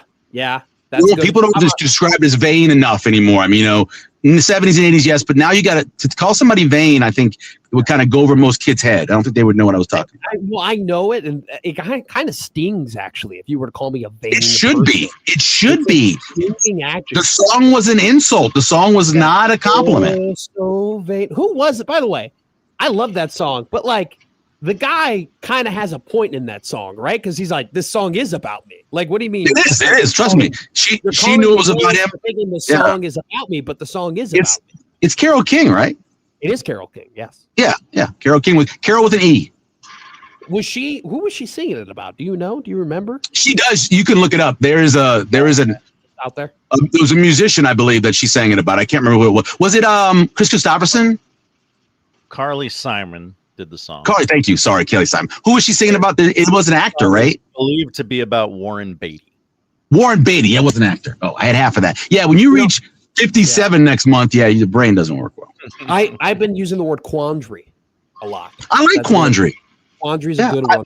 I am constantly in life in a quandary. Yeah, I just like being like, they're in a real quandary right now. Like, that's like, you kind of, people are like, whoa, they're taking it back. Nebraska football, they're in a real quandary right now. I agree. I don't think I can spell. There's no way I don't think I can spell that correctly. I think I would mess that up if I tried to spell it. Uandry, I believe. It's that simple. There's nothing extra in it. I don't think there's anything extra. Okay. I don't think I've ever seen it written, but I think that would. Okay. I won my 5th grade spelling bee, so I was pretty. Oh, not you and Mina Kimes. Yeah, I know. Pretty good. All right, Michael. Yeah. We'll talk to you later. Thank you, my friend. See you later. Bye bye, guys. Yep. All right, coming up next, Odd News here on the 1620 Zone Radio Network.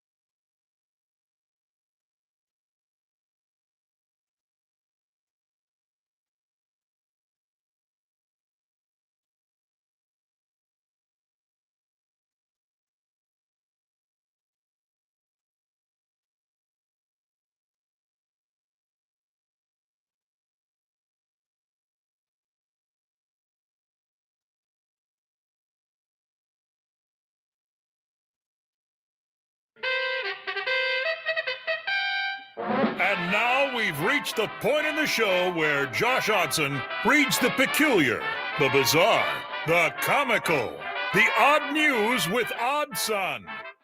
Odd news, Odd Son. See what we did there? The odd news with Oddson.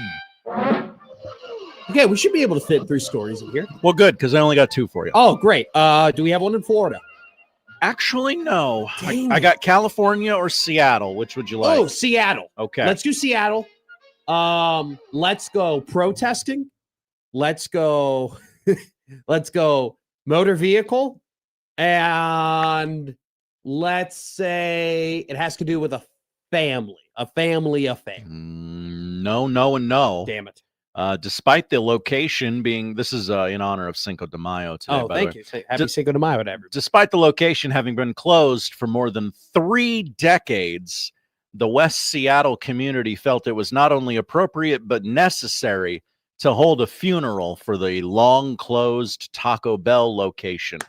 I couldn't agree more. I could not agree more. I love. Did they hold a whole ceremony? You need to mourn your losses, people. The funeral, organized by local artist, and this is maybe the most Seattle name possible, Sunday Nobody, was complete with bagpipes, a crying contest, a 21-bell salute as well. Many from the Seattle neighborhood brought flowers and tokens of condolence. The attire to attend was strictly formal. Headstone was created. Among those in attendance They made a headstone? Yes. Wow. Seattle City Council member Alexis Rink. If you're an elected official, you cannot be attending a funeral for a Taco Bell that has been closed for 30 years because it is partially your fault as city council member that nothing has replaced it in 30 years. That's a good point. My deepest condolences to the West Seattle Taco Bell community. The council member commented on Instagram after the event. I stand with you during this trying time. Your grief is okay. This is actually kind of funny. Your grief is felt, and I share in it. May this loss be a reminder to all of us to live Moss.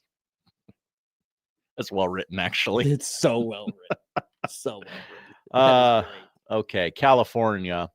This is partially real quick. I want to tell please, a quick yes. story here about Taco Bell. And maybe somebody can help me fill in the blanks here because I did this does exist. Like the story did happen. I can't really find where I read it, and honestly, I didn't even read it. I found it on YouTube Shorts, but it was a great 3-minute video. Basically, the Taco Bells were made in California, like originally came from San Bernardino, California. That's right. Okay. And the owner of Taco Bell, Glenn Bell, he gave a lot of his original Taco Bells was run by his friend. Like his one really, really good friend had a lot of these different Taco Bell restaurants. And then Taco Bell got acquired by Pepsi. Okay. And basically when Pepsi acquired Taco Bell, they changed a lot of the menu. They changed a lot of the ingredients. The quality of Taco Bell fell apart. Well, not fell apart, but it wasn't the same. It wasn't the original Taco Bell.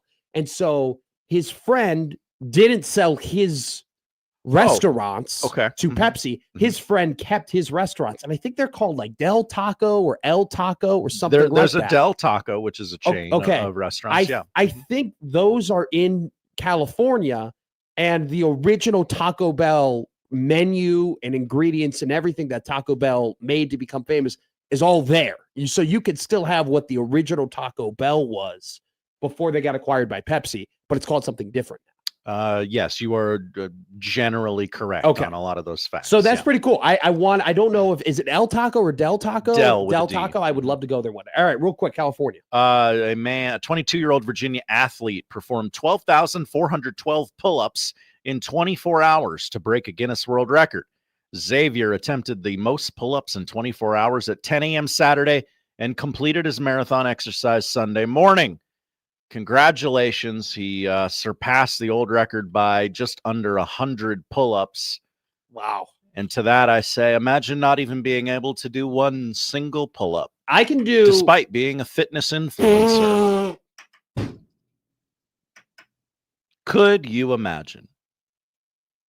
That was partially my fault. Nope. No, well, because I went up there and I was cranking them out. I was cranking them. Yeah, you I were. was like, yeah, hell yeah, look at me. Look at me, everybody. I can do it. And then it, forced somebody to, feel like they also had to participate. Mm-hmm. And we're not able to. My record is 13. I did 13 pull-ups one time. I know. It was such an average feat. Do you think that's the most anyone at the station could do? Oh no, Happer can rack Okay. them. Hacker. I mean, it's Happer or Peterson, right? Happer. Oh, okay. Happer. Let's go. Let's hit a break here on Middays with Matt.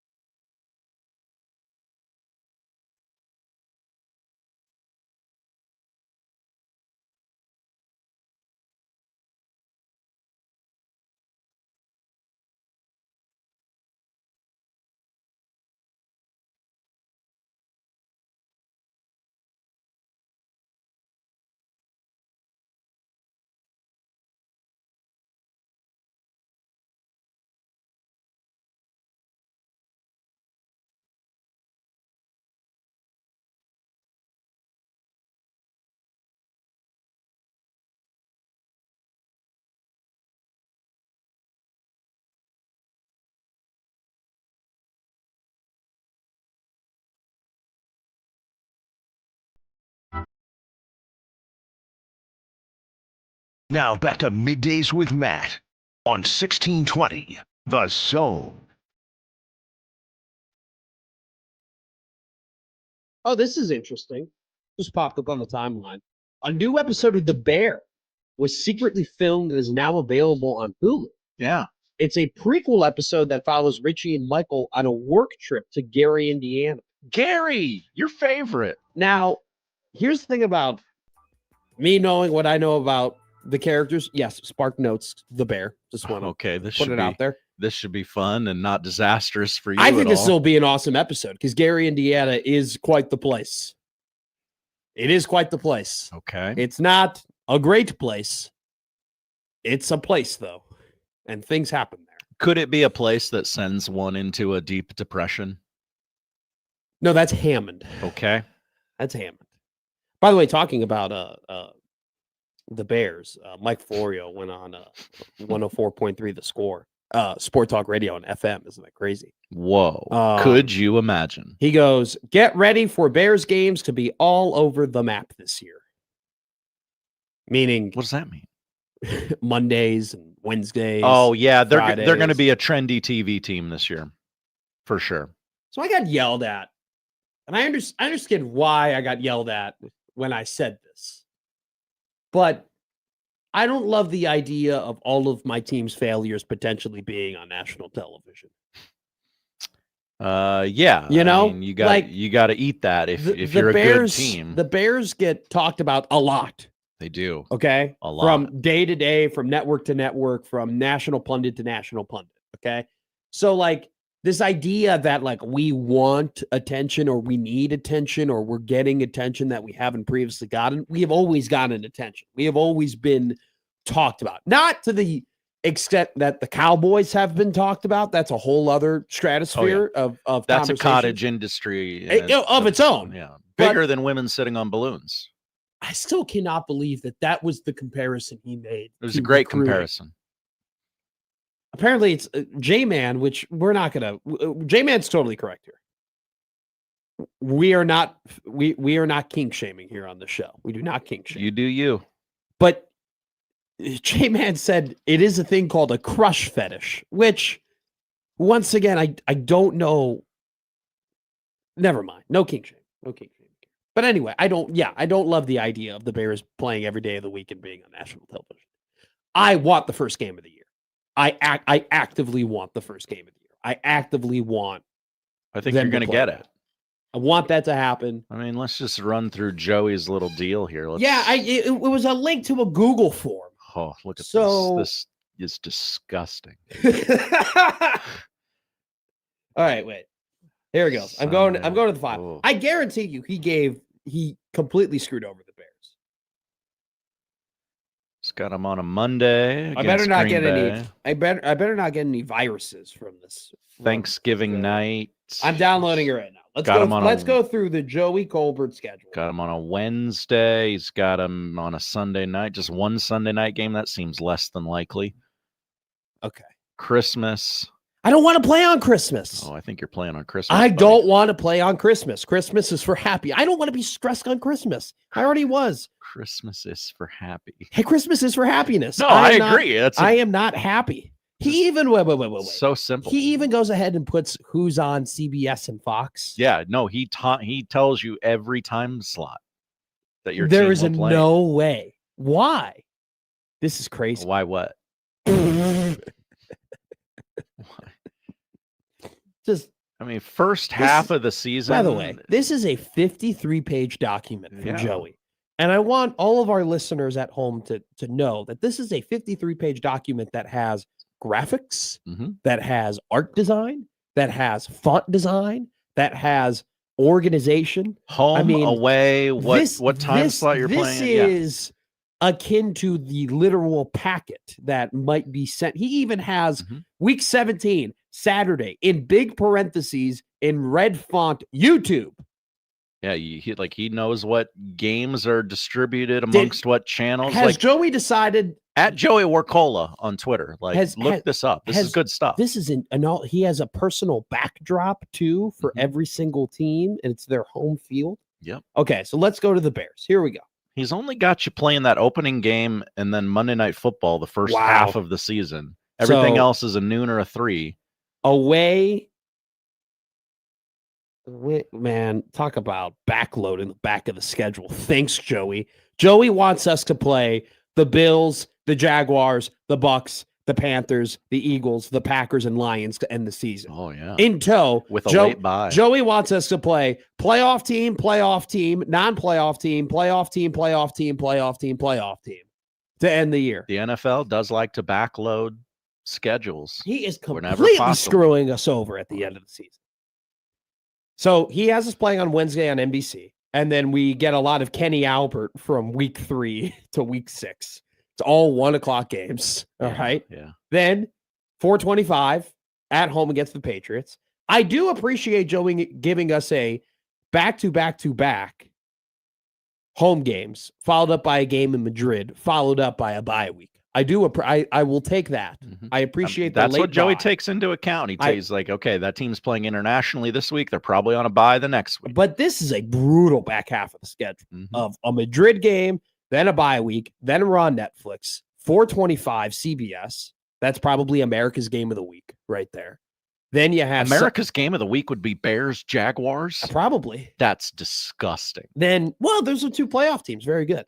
Sunday Night Football. Someone from the AFC South has to be a playoff team. I don't want to play on Christmas. I do not. Oh, you're playing on Christmas, buddy. He has us playing on 2 different Wednesdays and a Friday. Yes.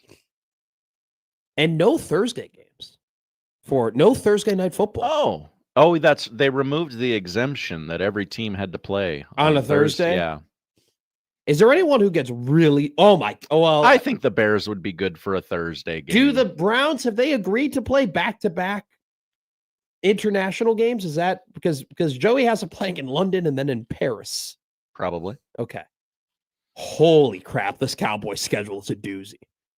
All right. Oh yeah. You're ready? You're ready for this? Schedule? This is incredible. 4:25 Fox is America's game of the week, right here against Washington. Always is. 1 p.m. Fox. Okay, no big deal against Arizona. Mm-hmm. This is where it starts. Week 3. Whoa. Week 3 in Rio, okay, in Brazil, followed up by a bye week, okay? Then Joey has them playing at home against San Francisco at 3:25. Then he has them on a Monday night football game against the Rams. Then they get a 1:00 game against the Colts. Then he has a Sunday night football game against the Eagles, followed up by a 1:00 game against the Titans. Wrong logo. Then he has a Sunday night football game against the Houston Texans, followed up by a Thursday night football game against the New York Giants, followed up by the Thanksgiving game against the Washington Commanders. You then get Eagles and Jaguars away and then home back to back, followed up by a Monday night football game. And then Joey says, screw the Cowboys. They're playing on Friday on Christmas. He has them playing Monday night football and then Friday night on Christmas. This is is a gauntlet. Regardless of the time slot and the network and all that other stuff that makes the schedule harder, this Cowboys schedule is difficult. Brutal. And I'm just talking about the logistics and travel. He has them playing on back-to-back Thursday. They've done that the last 2 years. By the way, they played on Amazon before or after Thanksgiving. I love Joey, but I mean, we got to talk about player safety when it comes to this schedule because they have them playing a late game on Sunday, and then they're going to play on Thursday. And then they have a week rest. Not unheard of. So, by the way, screw having a Thursday night football game and then getting that 10 days rest, right? You then have them playing the next week on Thanksgiving. I've done it the last couple of years. And then the Monday night football into Friday on Christmas is hysterical. That is funny. Is there any other really tough ones here? The Detroit has him. He has him playing in. No, the Detroit schedule's kind of fair. 2 Sunday night football games, a Monday night football game, and then a game in Munich. You'll probably see Detroit a little less on your televisions this year. Green Bay, he's got wow, he has a Green Bay playing Sunday night football in week 7, and then a Monday night football game the next day, or the next week, right? And then he has them playing on Monday night, followed up them by playing on Sunday night on week 15 and week 16. This is Chiefs with only 5 standalone games, I guess you would call it. Oh my God. He only has okay, never mind. He hasn't playing on a Thursday. I was about to say, Joey has Kansas City only playing on Mondays and Sundays. That would be insane. That would be unheard of. Is there anyone who just gets okay, here it is. The Raiders. This is great. I was wondering who Joey just absolutely gypped when it came to getting primetime games. I have found it. The Las Vegas Raiders play a Thursday night football game at week 13 and a Saturday YouTube game at night on week 16. That is it for Vegas. I have to imagine the Arizona Cardinals. Yes, they are similar. He has them. Crap. The only standalone game the Cardinals play this year is Black Friday against the Eagles, which Josh and I have just there's just no way they're going to play on Black Friday. This is incredible. Here's this one. Los Angeles Rams, weeks 10 to 18. Okay. Joey has them playing one Monday night football game. Okay. But weeks 1 to 8, he has them playing in Melbourne, Sunday night football, Monday night football, and Thursday night football. Wow. In 5 of the first Rams 8 games of the year, Joey would have them playing a national team. And if you'll notice, Joey's very smart. The league loves broadcasting standalone games from SoFi. They do. All their first 4 home games for the Rams this year are all well, I guess week 1 isn't a home game. I'm sorry. That's the Melbourne game. This is incredible. First 3 Rams home games are on a standalone game. Okay, here you go. You ready? The New York Jets.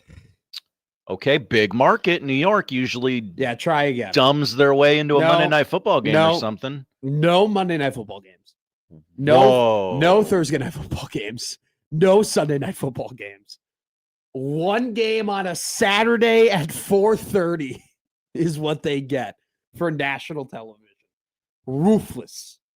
And only 2 games in the afternoons, so they're just incredible. Wow. All right.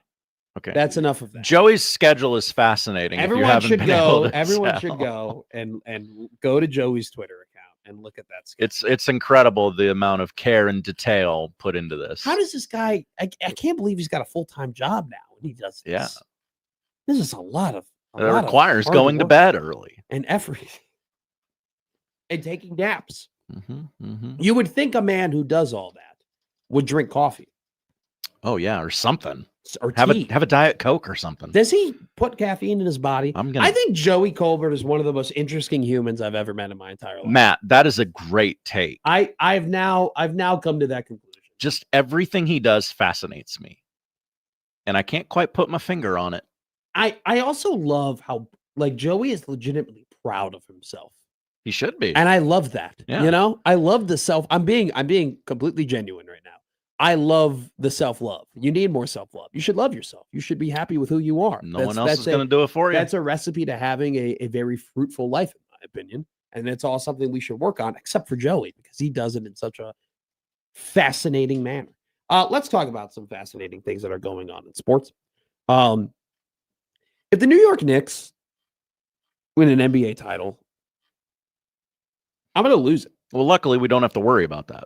Okay, you can't say that. Your team got knocked out of the first round of the playoffs. Yeah, my team are not as dependable as the Thunder and or Spurs. Which, until last night, I thought were super dependable. I've told you before, I'm willing to admit my mistakes. I'm willing to admit when I'm wrong. I'm willing to admit when I've learned lessons.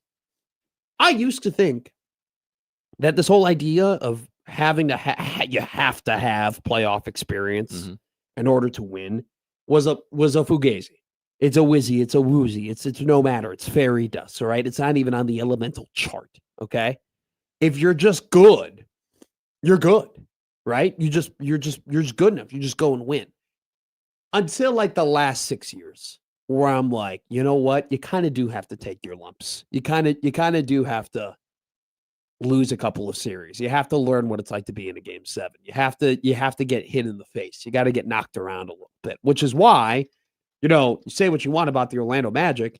They had plenty of playoff experience heading into their series against the Detroit Pistons, which is why part of the reason they pushed the Pistons to where they went. I mean, Oklahoma City last year, yeah, they won the championship. It wasn't necessarily the easiest path, though. Like they got kicked around a little bit. They got pushed around at times because they were young and learning how to win in the playoffs. This Minnesota Timberwolves team, they've been in some big series, man. They were in the conference finals not too long ago. I mean, they've won and have upset. I mean, when they beat Denver 2 years ago, that was a big deal. That was like, oh my God, because that was at the point where we thought, hey, Denver has the potential to win multiple titles in this era with, Jamal Murray and Nikola Jokic. Minnesota is tested, and and Anthony Edwards coming off the bench yesterday, 18 points. Julius Randle played the part that they wanted him to play, 21 points, 8 of 20 from the field. And then you add on the fact that, part of their success when they made that run a couple of seasons ago was because of Naz Reid, because they just had some role players who, and that's kind of the key when you make a playoff run, right? If you're going to make an unexpected playoff run, it's because you get hot from three and you have guys who maybe aren't the most talented dudes in the world in the regular season. They just turn it on in the postseason. Mike Conley and Naz Reid both had incredible games yesterday. I don't know, man. Like, this is San Antonio's first real test. This is the first real test in the Wembanyama era for San Antonio, where they are playing a team that is, very talented, has been in a lot of big series, who is battle tested, who has guys who are superstars, and in particular, one superstar in Anthony Edwards, but a lot of really, really good role players as well who know what they're doing. Schaefer and Happer had a great conversation today about on Happer and Schaefer about how the Miami Heat, when LeBron first got there, they had to learn how to play together. Mm-hmm. Like they had to learn their roles and how do we fit. Crapped out in the postseason, learning how to play with each other. A little bit, yeah. And and LeBron, admittingly knew, okay, hey, I need to be able to go to the post in the playoffs. Like I need to create a post game because there are going to be times where maybe we hit a rut. And I just need to be able to go and get my own bucket that isn't necessarily going off the dribble, where I can just post up the block and go and get it. You have to learn those things, right?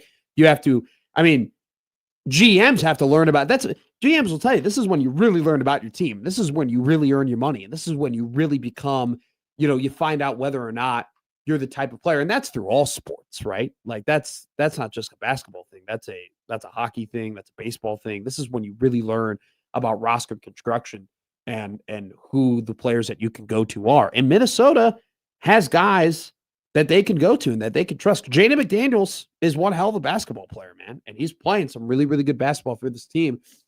I'm worried about the Spurs. I'm worried. If I'm a Spurs fan, I would be a little panicked. This is a Minnesota team that is very talented and very good and has a guy. They're pesky. And that's the thing, Josh. Yeah. This comes back to my first point. They have playoff experience. Mm-hmm. They've been in wars. They've been in dogfights. They know what it's like. San Antonio has not. San Antonio has not been in the trenches. Their best players had not been rooted in these big playoff wars where you're fighting for your life, right? They are a young team. And even the guys who are a little bit older, how much playoff experience does De'Aaron Fox really have? Wasn't a ton from Sacramento. Let's just be real. Really? Just be honest, So this is a very interesting series. Now, I think the series that begins tonight on the other side of the bracket of the Western Conference isn't that interesting. I think OKC is just going to beat the LA Lakers. Yeah. I don't think it's going to be a sweep. I don't think it'll be a gentleman's sweep, but I just can't see this happening. I think Oklahoma City, we talked about, how you gain playoff experience? You go to 7 games in the NBA Finals and you end up winning it all. And that's what they did. They're battle tested. They're a great team. They've been the best team in the league basically all season long. I commend the King. Love him. What's up, Ron? But you're going to have to fall on your sword here, buddy. I think it's just too much. It's too much. But even if all right, do you think if we put 2014 LeBron on this Lakers team that they would be able to beat OKC? Seems unlikely. It's unlikely. I hadn't thought about it though. We'll see though if they get Luka back in this series. We'll see. Apparently he's not playing tonight. If they get him back though, could be more interesting. Because you never know. Luke can just take over a series and win, but he will not play in game 1. So that'll be fun. By the way, John Tortorella, if he ends up taking this, if Torts ends up taking this Vegas Golden Knights team to the Stanley Cup final, he will not winning it all. I understand it's hockey, the hockey playoffs. Anybody can beat anybody generally, but by the way, Minnesota sports fans having a moment. I can't wait to see you get your heart broken. Yeah, I was going to say, surely this won't end in heartbreak. It's going to shatter in so many pieces. It's going to be incredible. Boy, I bet Wild Avalanche goes 7, maybe even overtime of Game 7. It is because, but Minnesota fans are really happy and they're really feeling it. Mm-hmm. But they got to know. You got to know. Hey, Minnesota sports fans, listen to this. You know, and I know, your teams ain't winning at all. I'm sorry. All right. I'm sorry. It's just not going to happen. I'm sorry. It's not going to occur.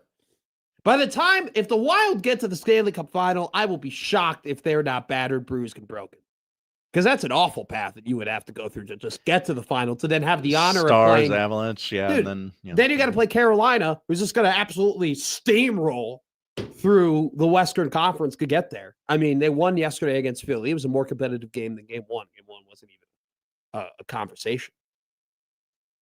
But you got to know. You got to know it's going to. But I think they're enjoying it.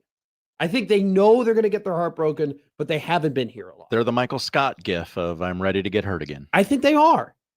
And I'm ready to watch it again. It's what I mean, I like seeing it happen. It's enjoyable. I'm sorry. Call me a masochist. I just, they're a great fan base and they're good people. I like the people of Minnesota. I go up to Brainerd all the time. I will say, I just, there's something about them losing. I appreciate that it's never in like, oh, we lost on a buzzer beater. Oh, or no. Like it's always the most unique heartbreak. Like, hey, the best kicker ever is just gonna pull it. I can't wait to see what the script writers have. Yeah. I really, oh my God. Like, I think like Marcus Foligno is gonna he's gonna shoot an overtime goal in Game 7. And he's gonna score an overtime goal in Game 7, and they think they're gonna win. And they're gonna go back to the tape and they're gonna be like, oh, he's offside. Sorry, goal doesn't count. Colorado ends up winning in 7. That would be beautiful. Coming up next, what is Troy Dannon's approval rating? And how much credit does he get for all the success that's happening right now in the athletic department? I had a very interesting conversation with somebody yesterday about this, and I want to bring it to the air. We'll talk about that coming up next here on Middays with Matt.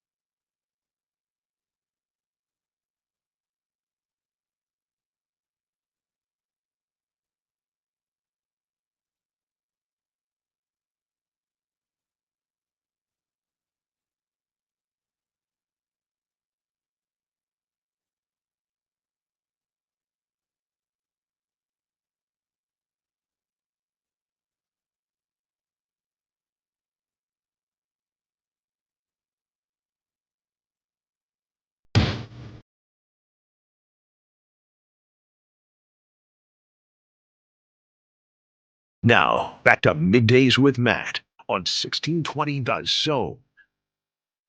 Okay, my apologies, everybody, if you were listening from the last segment to this break. I didn't properly tease this next segment, which is such a shame because we bring on such an incredible guest, one of our favorite guests in the entire week. The man, he is connected to it all, and he does a beautiful job of giving us what we can. It's Mr.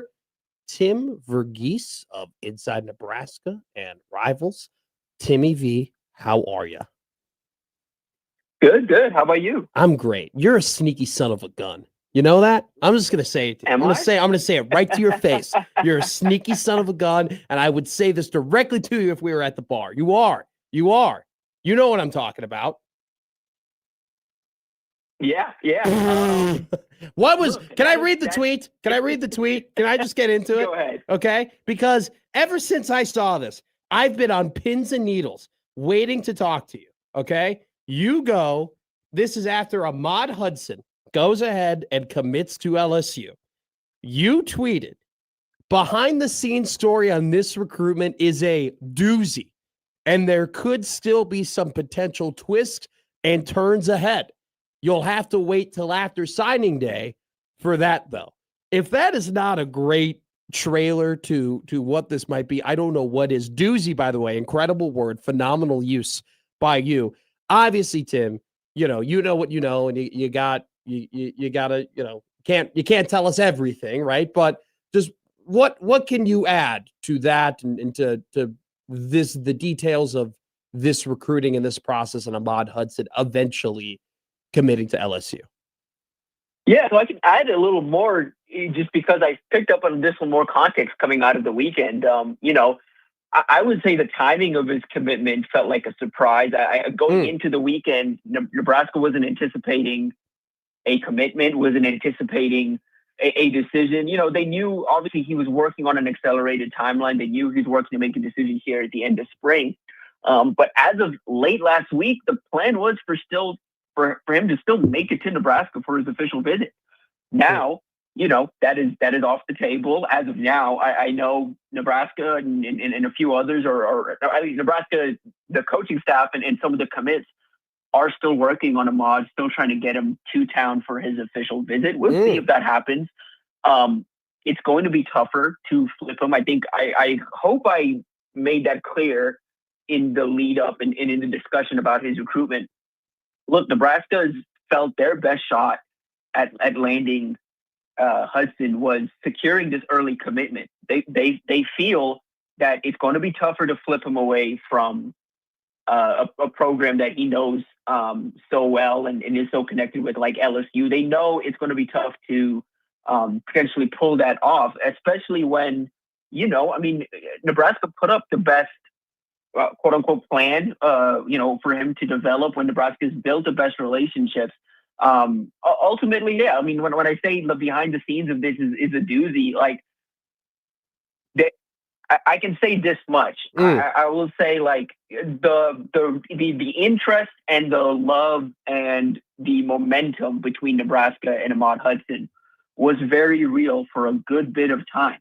This thing really swung in LSU's direction over the last few weeks. So this is a recruitment where Nebraska has been at the top now for months. And depending on who you ask, some people believe, I mean, look, he outright said coming out of his visit back in November that Nebraska was the leader for him. But there are those on Nebraska's end that believe they had emerged as a leader well before that. When he made his first visit back in the spring and he sat down with Marcus Satterfield and he got to know the coaching staff and he got to figure out what Nebraska's plan for him was and what this program can offer him. So Nebraska was at the very top of this, battling for a very, very, very long time. And things really shifted over these last few weeks. And that's where we are now. Nebraska is now without Ahmad Hudson, did not land his commitment, and are now doing what they can to potentially try and earn his commitment, potentially flip him, get him back to campus, whatever that looks like. I would say odds are very slim at this point of a flip happening. But I would say if there's one program in this recruitment you can't close the door to at this point, it's Nebraska. And this is your area of expertise, and I'm just curious because I really don't know. He scheduled About what, 3 or 4? What was the number exactly? How many official visits did he schedule and then not follow through on?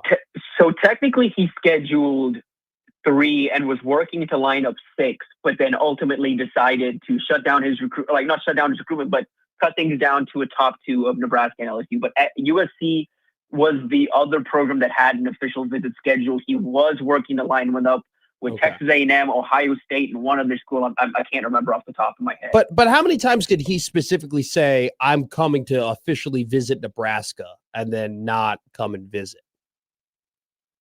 Oh, you mean okay, so yeah. I would say here in 2026, he was expected to, it was going to be an unofficial visit, but he was hoping to be in town for junior day. That visit didn't happen because of weather and his own basketball schedule. Then he was hoping to make it back it was right around the spring game or in spring. I believe it was spring game. Make it back for the spring game.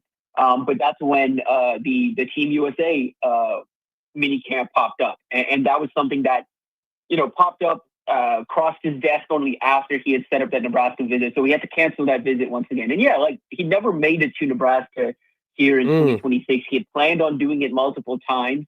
When I talked to him in January at the All-American Bowl, at the time he was like, look, I'm going to be there 2-3 times, if not more, as many times as I can get down there. And he didn't make it up once. If I'm in the building, man, for Nebraska, you kind of got to be a little bitter about that a little bit, right? Thinking, man, what bad luck to have this guy potentially come here multiple times, and it just never worked out. Is it just a string of bad luck there? Is that just what we're kind of calling that?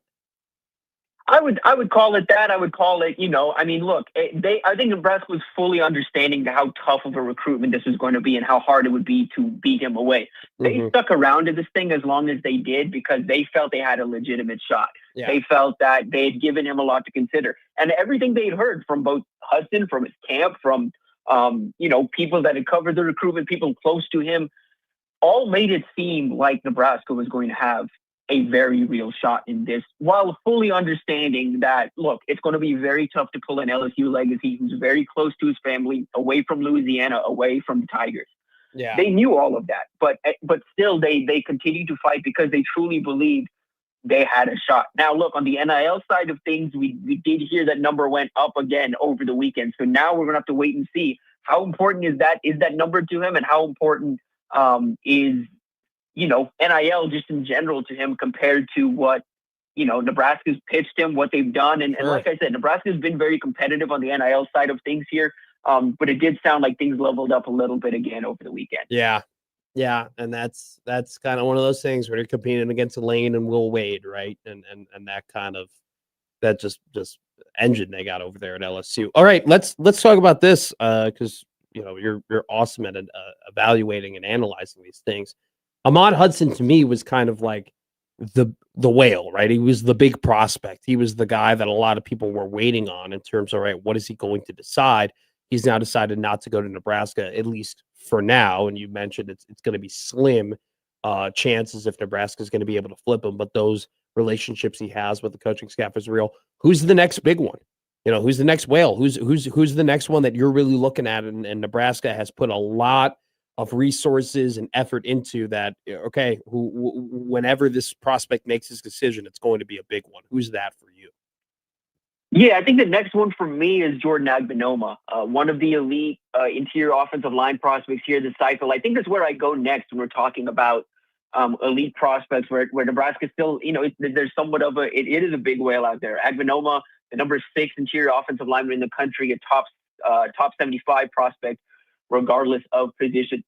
I would maybe throw him and Kyler Kuhn, the 4-star interior offensive lineman out of Kansas City, in that group. Agbanoma's a true big boys recruitment. It's Texas A&M, it's Georgia, it's Florida, and it's Nebraska sandwiched in there. Set to get him back to town for an official visit June 5th through the 7th. He was on campus in March, and look, I'm going to have a story on him with a little more details tomorrow. Okay, but we're entering this official visit season. He's planning to announce his commitment on July 3rd. There are some close to him who think he may be close to pulling the trigger before that. Some that think he's going to wait till after that. I think if you ask him, he is taking his time. He still is not 100% sure on where he wants to be. But that said, over these last few days or so, sniffing around this recruitment, Texas A&M was long seen as the leader here, but they're filling up in a hurry along the offensive line, one, and two, they only have so much money to go around in terms of investing in the offensive line, investing in this class. I say all that to say, Nebraska was the number 2 behind Texas A&M for a good bit. Felt like it was Texas A&M, Nebraska, Georgia in that top 3. Florida was the program with the most ground to make up this spring. Florida has made up that ground. They are right in the mix now with Georgia, with Texas A&M, with Nebraska. But there's a belief from those close to this recruitment that Nebraska is now the program at the top of this thing heading into official visits. Does that mean they're going to land him? No, they still have to withstand official visits.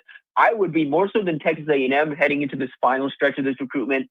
I would be a little more wary of Georgia, the in-state program. They're going to do what they can to keep him home.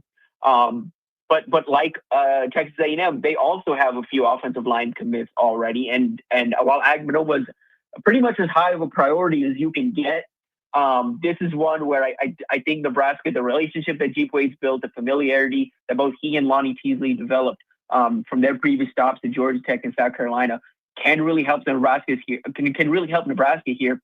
And also, this is recruitment. I don't get the sense Nebraska is willing to spare much expense for. He's an interior offensive lineman, yes, but at 6'3", 315, with the traits he has, with the tape he has, he's one of the rare linemen that are somewhat plug and play at the next level. He's a guy who, and Nebraska has 2 guys on both sides of the center, and including the center. I mean, there's a chance Nebraska loses 2, if not all 3 members of the starting interior offensive line coming out of the 2026 season. Plugging in a guy like Agbanoma, that it is a potential plug and play type guy into that room would be a big help. I put Kuhn in the same sense just because he's Nebraska's top center target.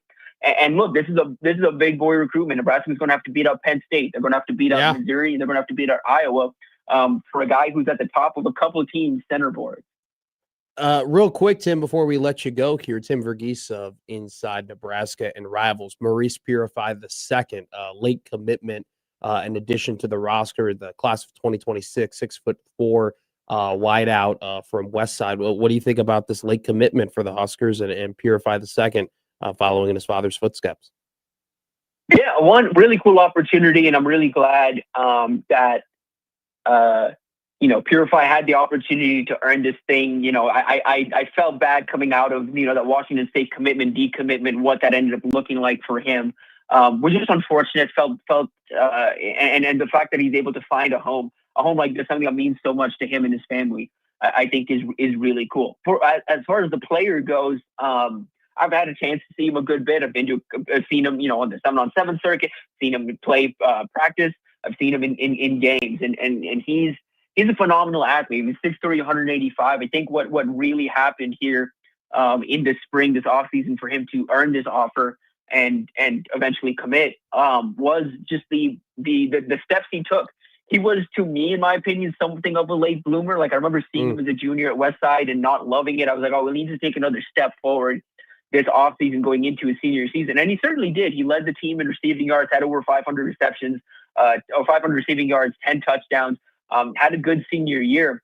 But truly a late bloomer in the sense that it really took his second semester of his senior year for him to fully develop as an athlete. I mean, he's putting up, like, I posted it on X, but the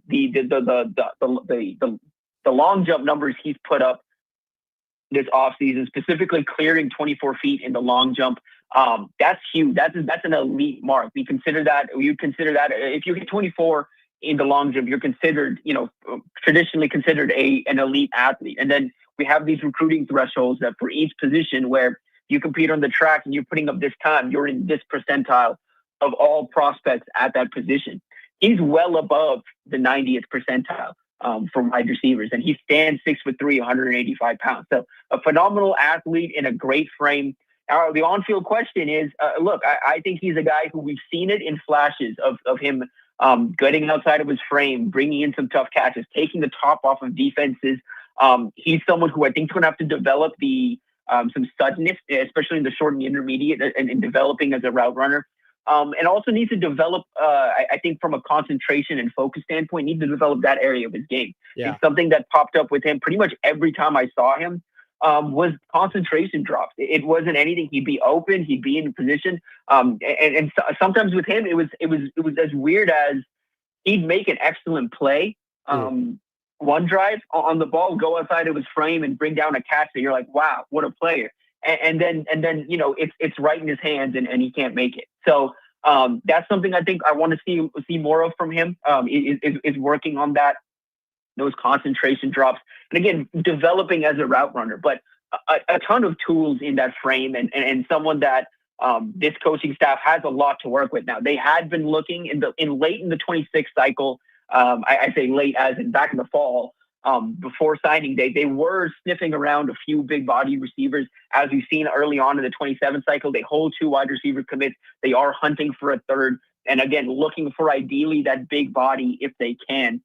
They're able to secure one now, an in-state legacy, one who is a phenomenal athlete who, they're going to have to develop a little bit, but there's a lot to work with there and a lot of clay to kind of mold and for DeGil Shorts and Dana Holgerson to kind of work with over these next few years. Tim, you're the man. Always appreciate you and your insight. Sorry for calling you a slick son of a gun, but I appreciate you giving all the details you can when it came to Hudson. So you're the man, dude. We'll talk to you soon, my friend. Of course. Appreciate you. See you, Tim. I mean, you can't call something a doozy, and then I can't come back at you and be like, what's a doozy? What happened, Tim? You got to expect a follow-up. He does enough of these radio hits each week to know. It sounds like Tim is so good. Reading between Tim's words, it seemed like money kind of was. What? No. At one point. I mean, at one point when Tim goes, it kind of went to the next level. I'm like, oh, okay. All right. That checks out. So you don't think the chicken finger man got involved, do you? Oh, probably. He's always involved. When isn't the chicken finger guy involved? That's a bull question. Coming up next, I'll give you a question to think about, and it's a Top 10 Tuesday here on Middays with Matt on the 1620 Zone Radio Network.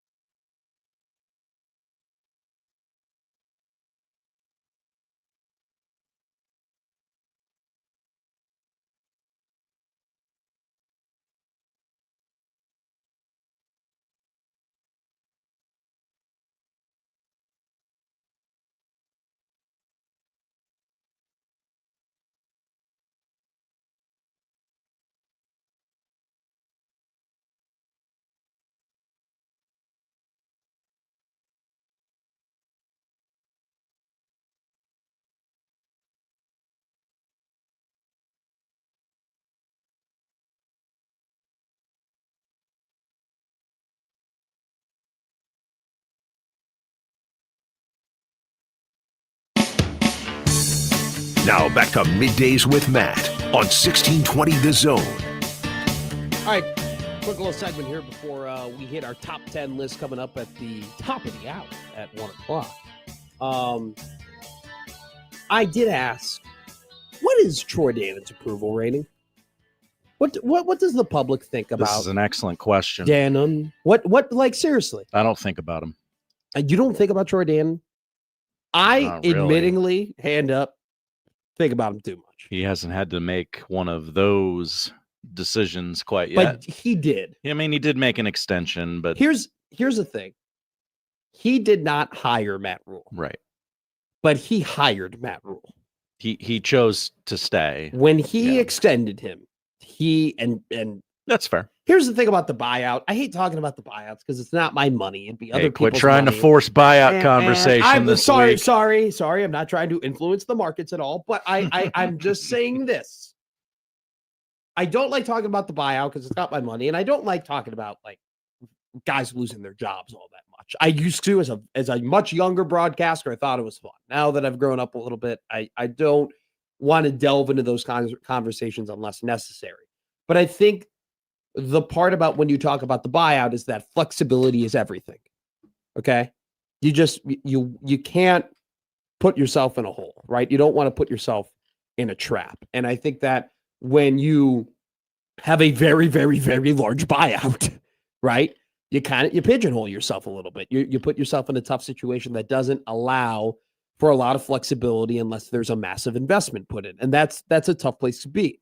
And so when, like I said, he didn't outright hire Matt Rule, but when he reset the buyout to what it is, right? That's essentially like signing a brand new contract and having basically, I mean, a 2-year extension after 3 years, basically kind of resetting the whole thing. And his contract doesn't come up until I believe 2032. So, that's a decision that he's made.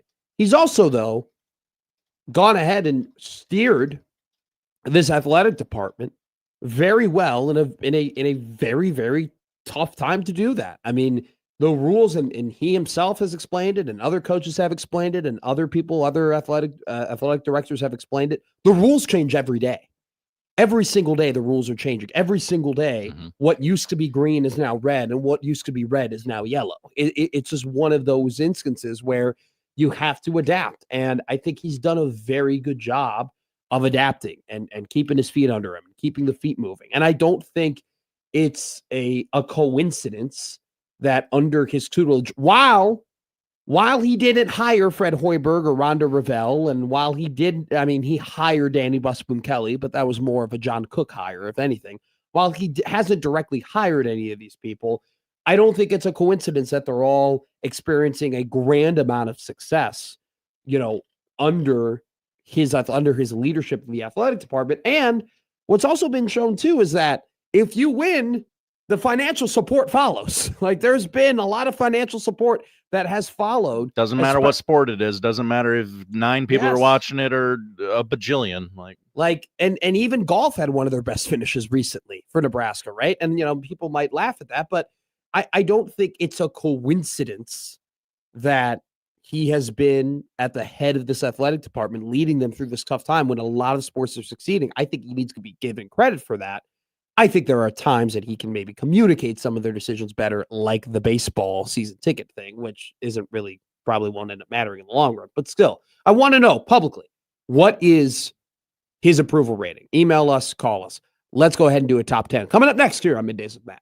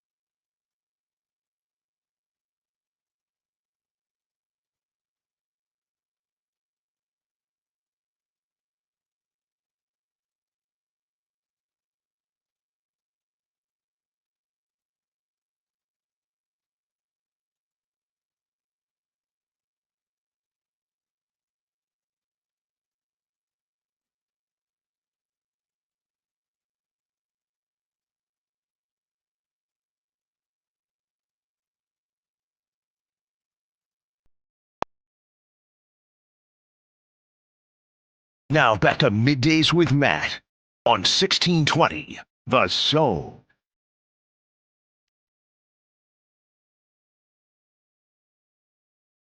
I have a thanks to my friend Josh Hughes. I know him. I asked, how many pull-ups do you think you can do? Over under 6.5. That Josh said? I'm setting it. Okay. 6.5? Is that disrespectful? I don't think so. I think people's endurance for a pull-up is pretty Just low. don't know how it's He's a runner. His legs are strong. Yeah, right? his legs are. I mean, yeah, and he's in great shape. Mm-hmm. And he just ran 26.2 miles over the weekend. I mean, how can you not be? What'd you do this weekend? Not run 26.2 Well, I miles. bet the Kentucky Derby winner. So pretty obviously more pretty impressive. productive weekend for you both. Very, very. It could be a very productive weekend or week rather for you if you enter online at the 1620zone.com for a chance to win our green for the wait. I think there's a enter online at 1620zone.com for a chance to win our green for the green 5K sweepstakes. There you go. There was a typo there. We forgot the second. Anyway, powered by Benjamin Franklin Plumbing, you can improve your golf game, get better equipment, get a membership, or even repair the damages due to your miscalculated golf swing. I know a thing or two about that. The contest runs until May 19th. Enter at 1620zone.com for our green for the green 5K sweepstakes. Troy Dannon's approval rating. Dannon. Should probably put a poll out there. Just say confidence or no confidence. I mean, I think you would have to be confident. I would think, yeah. You'd have to be pretty confident at this point. The guy has steered the ship pretty well through a very tumultuous time in college sports, and there has been a lot of success under him. But what drives the ship is football. And if football does not succeed, and if football is in a very precarious situation, if they're in a quandary, if you will, look at with a lot of money put into a coach that maybe at a certain point you're saying, wow, I don't think he can get the results that we want him to get, but because of this current financial situation, we can't move out of it. I think that is a very, very difficult place to be. That Nebraska, I mean, that's the doomsday scenario, right?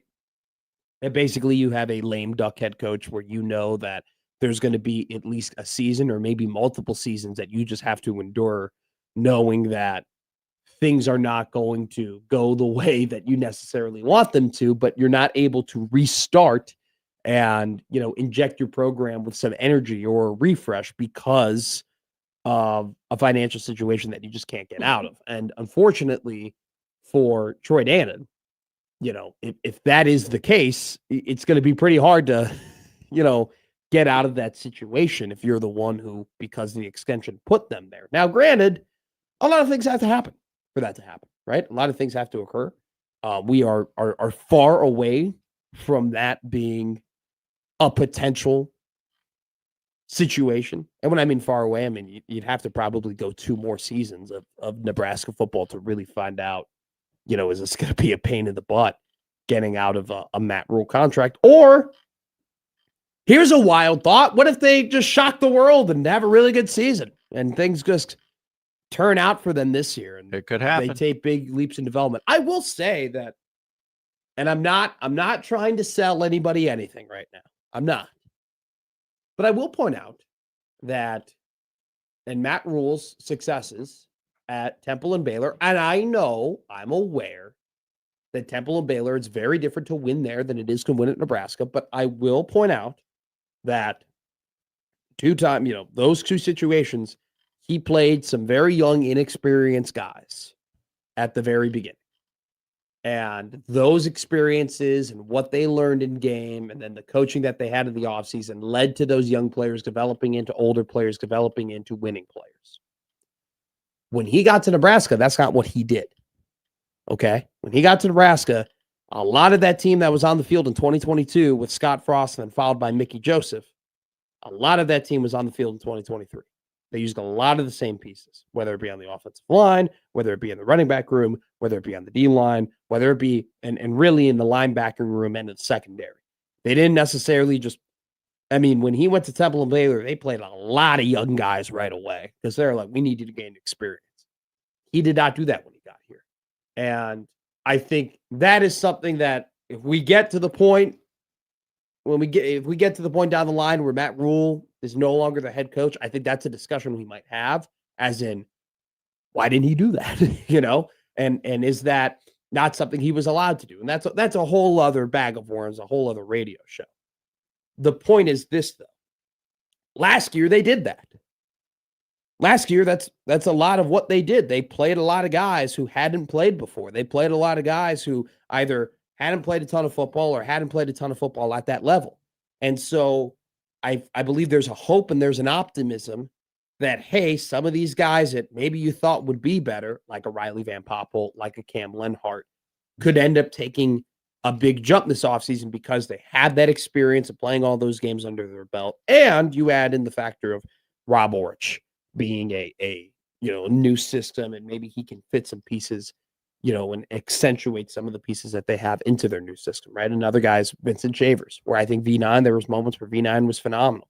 It's also where V9 was very young, and had to learn some things and had to develop throughout the season. So I'm just putting that out there, that there's things that mimic more of what we saw at Temple and Baylor this season in terms of a potential jump they could make as opposed to seasons previous.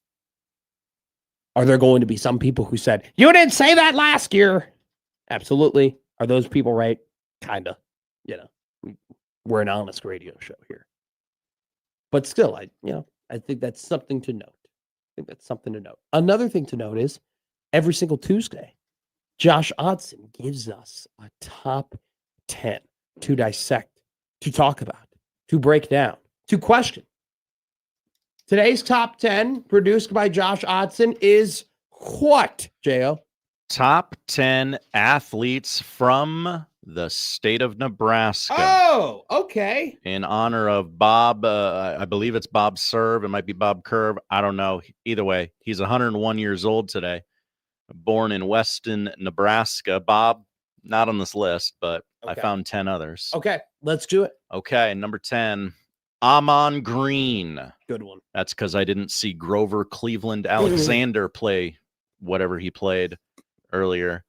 Number 9. That would be Bob Boozer. He's Okay. got a street named after him. He does have a street. Number 8. Eric Crouch. Yeah, that's a good one. Ever heard of him? Number 7, also a Heisman Trophy winner, Johnny the Jet Rogers. Wow. Okay. Be a little bit higher on mine. Be a little bit. Let's see what 6 fair. through 1 is. Number 6, not going to help my case much. Andy Roddick. Yeah. I love Andy. Respect Got it. I'm putting the Jet over Andy. Andy peaked in my lifetime, and I'm I just sorry. loved watching that guy It's play. okay. Sometimes you fall in love with guys. Yeah, It's okay. yeah. It's totally that fine. one's for me. That one's, you know what? There's nothing wrong with pleasing yourself sometimes. I do it a lot. It's great. What? I go to Shucks every Friday. Oh, What are okay. you talking about? Didn't know what we were talking about there Number for a 5. second. Marlon Briscoe. Okay.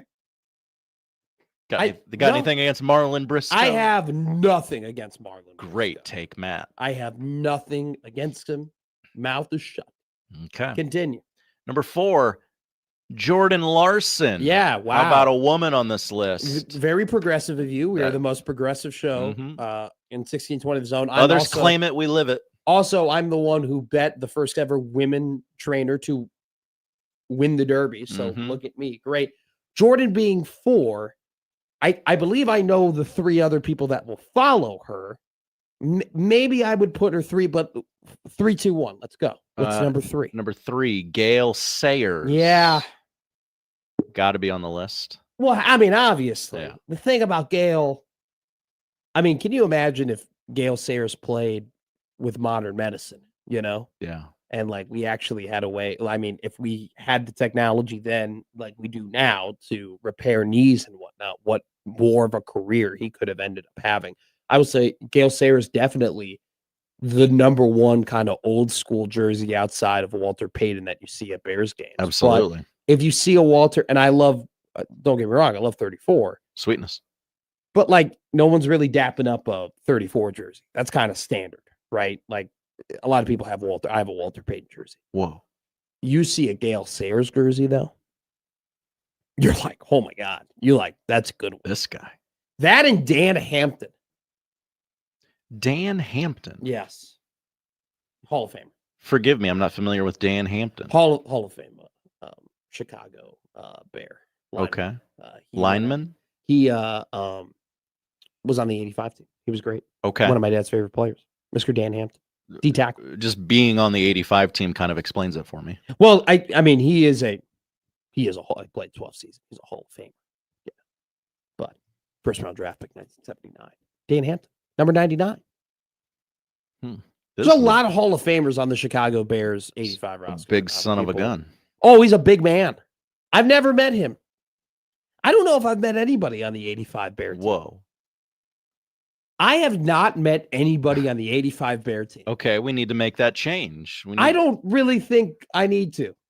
I'm more interested in meeting Mike Brown, if I'm being honest with you. Husker and Bear, Mike Brown. Sure. I'm more interested in meeting him. He's cool. He's great. No offense to, the 85 Bears. Anyway, number 2. Number 2.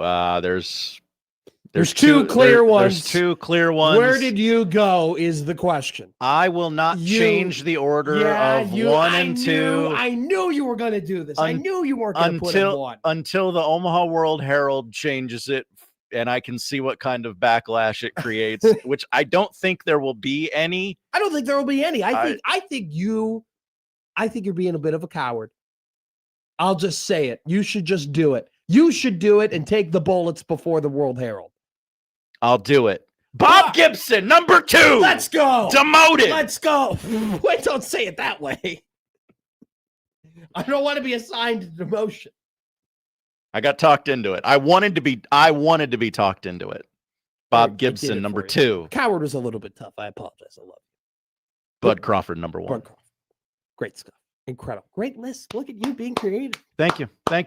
Really getting into your bag. Embrace debate. Embrace it. Everybody embrace it. I don't know. I mean, I think there definitely will be some pushback on people don't like change. That's people what don't it like is. change. I mean, that's really what it is. It's really not the conversation of Mr. Gibson versus Mr. Crawford. It's more of a Bob Gibson has been number 1 on that list for God knows how long now. I mean, it's been when was the last time somebody got the number 1 spot? Quite some time. I mean, it would have to be at least 30, 40 years. Quite some time. I will admit. Bob Gibson's had that thing on a stranglehold. He's really had the market cornered. Yeah. I'm trying to think of how many Hall of Famers the 1985 Bears had. We could probably figure this out. I think it's 7. I think it's 6 or it's 7. 6, 7. Peyton, Singletary, Mongo just got inducted. 2024. Hampton's in there. It might be those 4. Is it those 4? It is 7. Oh, who are the 3 I'm missing? I knew it was 7. Walter Payton. Yeah. Mike Singletary. Dan Hampton. Richard Dent. Jim God, Covert. Good bless Jimbo too. Mongo and Ditka. Oh, I didn't really. I mean, Ditka. 6 players, 7 with the coach. Yeah, sure. But Ditka was a Hall of Fame tight end in his own right. Yes. It was like a double Hall of Famer. He's like Ric Flair. He's got 2 rings for the Hall of Fame. 1 for the 4 Horsemen and 1 for him. Less problematic. Is he though? Is he, or is he? Does he just have better that's PR? A low bar to clear, my friend. I like how we immediately just knew who we were comparing him to. By the way, I couldn't believe it. And Dan, roommate Dan, said this to me. Hi, Dan. Bret Hart saying something nice about somebody. Did not have that on my bingo card. Okay, so to bring everybody into the tent here, the Hulk Hogan documentary on Netflix, everybody gets interviewed for it. Bret Hart was one of the people. Bret Hart, notoriously a curmudgeon, the quickest way to explain it. This is, I'm telling you right now, that doesn't even go as far into it. That he man said nice things about Hulk Hogan in the documentary, and then his dismount was He was one of the greatest of all time. He was also a knife-wielding son of a bee or something like that. He can't help himself. He can't help himself. It's incredible. I mean, I've heard a lot of things about Hulk Hogan. I've never heard of him being a knife wielder. That MFer got kicked by Bill Goldberg in like 1999. And he shook still everything can't, loose. He Yeah. still can't get over it.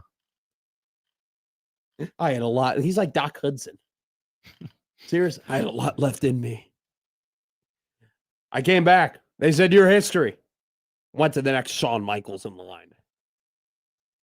I was floored when he said something nice about Hulk Hogan. I couldn't believe it. I was like, I didn't know that was humanly possible. Hey, Brett, say something nice about Bill. Nope.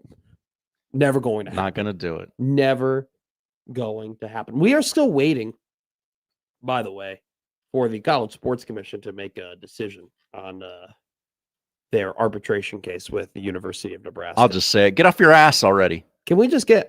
Can we have something to talk about? Damn it! I want to talk. That's really what it boils down to. We need content. You son of a gun.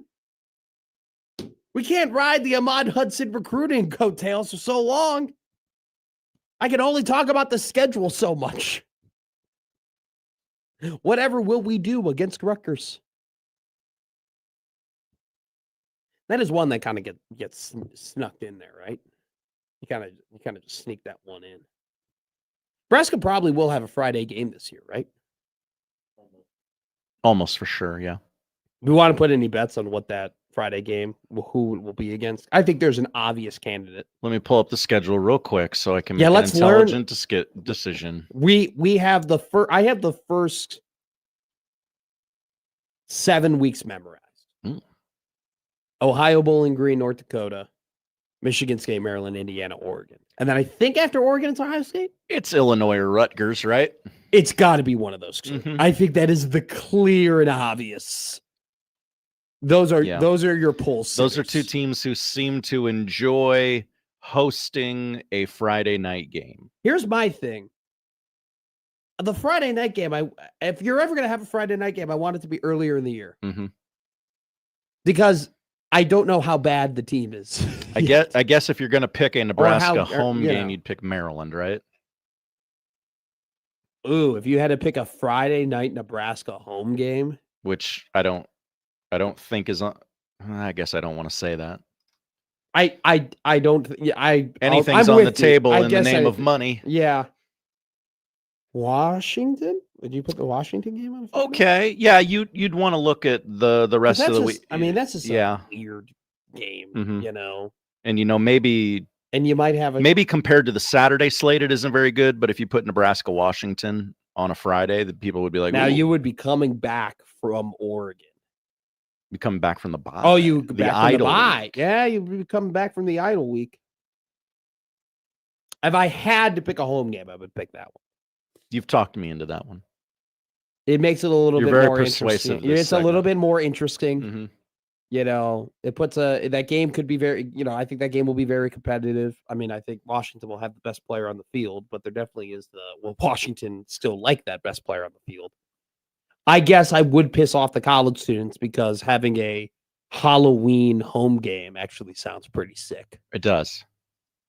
Son of a gun, I never got a Halloween home game. There's a lot you didn't get in your time at the University of Nebraska. I didn't get a graduation. That's true. I didn't get a prom. I didn't get a bowl game. Yeah, that's what I was referring to. Yeah, Connor trying to play that off like that was a normal thing was a little ridiculous in my opinion. I mean, it's been normalized over the last 15 years. That is true. That is very, very true. I would guess it's either Illinois or Rutgers if they get a Friday game. And it seems like they'll almost certainly get a Friday game. Yeah. When was the last time they played Rutgers? Was it all the way back in 2020? Was it all the way then? No, there was like a 21-7 game a couple years ago, or 14-7, or something like that. Oh yeah. That was the game after that was the game after the Purdue game. That was a boring.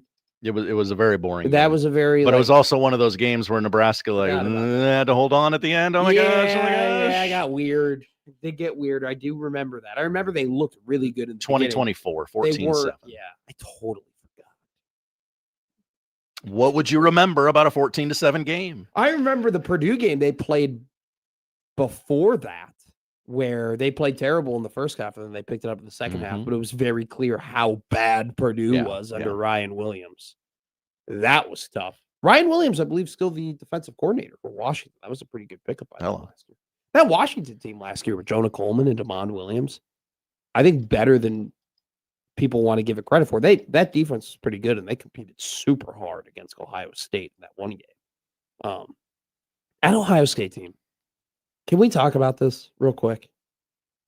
You're 2024 Ohio State or the 2025 Ohio State team, sorry. the team that lost to Miami last year. We are going to look back and say, how the hell did they not win a national championship? Yes, you're gonna watch these players flourish in the NFL. You were gonna like they're gonna do stories on it, like hey, the graphic of the 2001 Miami Hurricanes and all the great pros it produced. They're gonna do that for Ohio State last year, and you're gonna go, what the hell happened to this team? And the incredible thing is too is that like when you talk about the blue chip prospects that came out of this draft, that analysts and people who do this for a living would say, hey, who do you think has like the best chance of going into the Hall of Fame?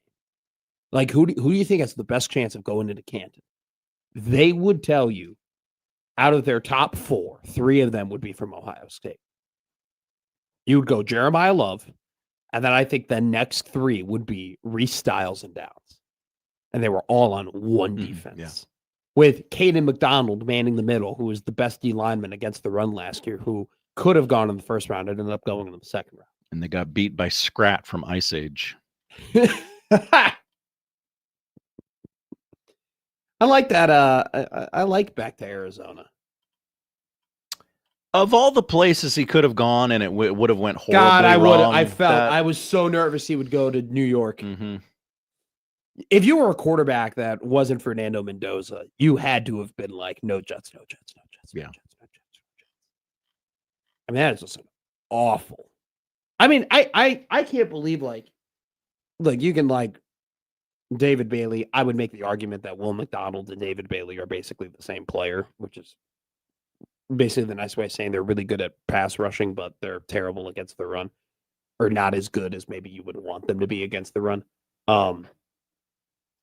I mean, if the story is true that they literally made that pick because his floor was higher, their belief was that his floor was higher than Arvell Reese, and he would contribute to winning more now so they can keep Aaron Glenn as their head coach. If that is the true story as to why they made that decision, fire everybody.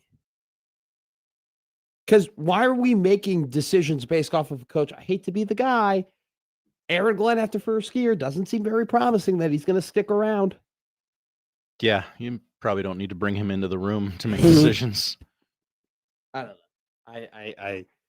I do not get that, but I will say that we will look back on that Ohio State team, which, by the way, I didn't even bring up the fact they had Carnell Tate and Jeremiah Smith at the same time. And we talk about these quarterbacks, right? According to CBS, they have a 2027 mock draft. 5 quarterbacks in the first 14 picks, which include Oklahoma State quarterback Drew Mescamaker, who was the guy that was playing for North Texas last week. Look out for Oklahoma State this year, man. We'll just put it out there. Oh, look out for Oklahoma State. That'll be very interesting to see what happens. Very, very interesting to see what happens over there and whether or not they're able to have not only success, but instant success.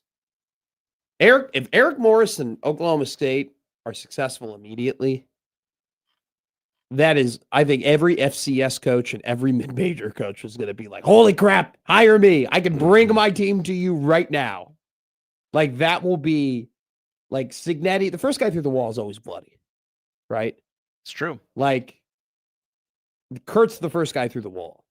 Kudos to Oklahoma State being like, we don't care. We'll try it. We'll try it. We're gonna give it a shot. We've gone over this long. We're seriously, we're gonna give it our best damn shot possible, and we'll see if we can replicate what Indiana replicated, and if they're able to even get a sniff of what Indiana did, which a sniff would be making the college football playoff. Look out! That is going to be bold prediction. There's a lot of things that have to happen, but if Eric Morris has success at Oklahoma State, and then another hypothetical, if Matt Rule doesn't end up panning out here at Nebraska. Oh, okay. Number one is going to be everyone's going to want to hire Eric Morris is number one. Number two is going to be we're all going to sit here and talk. We are not going to find, like, there will be a section of people who go proven head coach, Power 5 head coach, traditional hire. Where do they have success? So on and so forth. And there will be another section of the fan base that goes, screw doing it that way. We've done it that way already. It didn't work that way. Let's do it this way, where we hire a coach who brings his whole team with him. That will be, if this whole Matt Rule thing doesn't pan out, that will be the heated debate. Proven Power 5 head coach versus getting a dude who's going to bring his entire Tulane team. Oklahoma State currently plus 1,800 to make the playoffs, same as Florida State. Slightly worse odds than Arizona State, slightly better odds I might bet than that. Georgia Tech, Cal, and Kentucky. I might bet that. That might be an interesting bet. Because I'm missing. I thought it was going to be worse. Odds, longer odds. Now that Brendan Sorsby is, I can't bet him to win the Heisman. Okay, cover your ears, Nebraska fans. Oklahoma State to the playoff plus 1,800. Nebraska to the playoff plus 2,700. Minnesota to the playoff plus 2,500. The same odds as Central Florida. Oh. That's a double whammy right there. Minnesota and UCF. Wisconsin plus 2,200. I sound like that one woman in that movie who was faking the thing with Billy Crystal. That's the second time you've referenced I'll have what he's having. Yes. What she's having today. When was the first time? When you said I'll have what she's having. Oh, I didn't even. It's the same scene. I was just saying that. I didn't even know I was referencing. What was the name of that movie again? When Harry Met Sally. When Harry Met Sally. When Josh met Matt here on the 1620 The Zone Radio Network.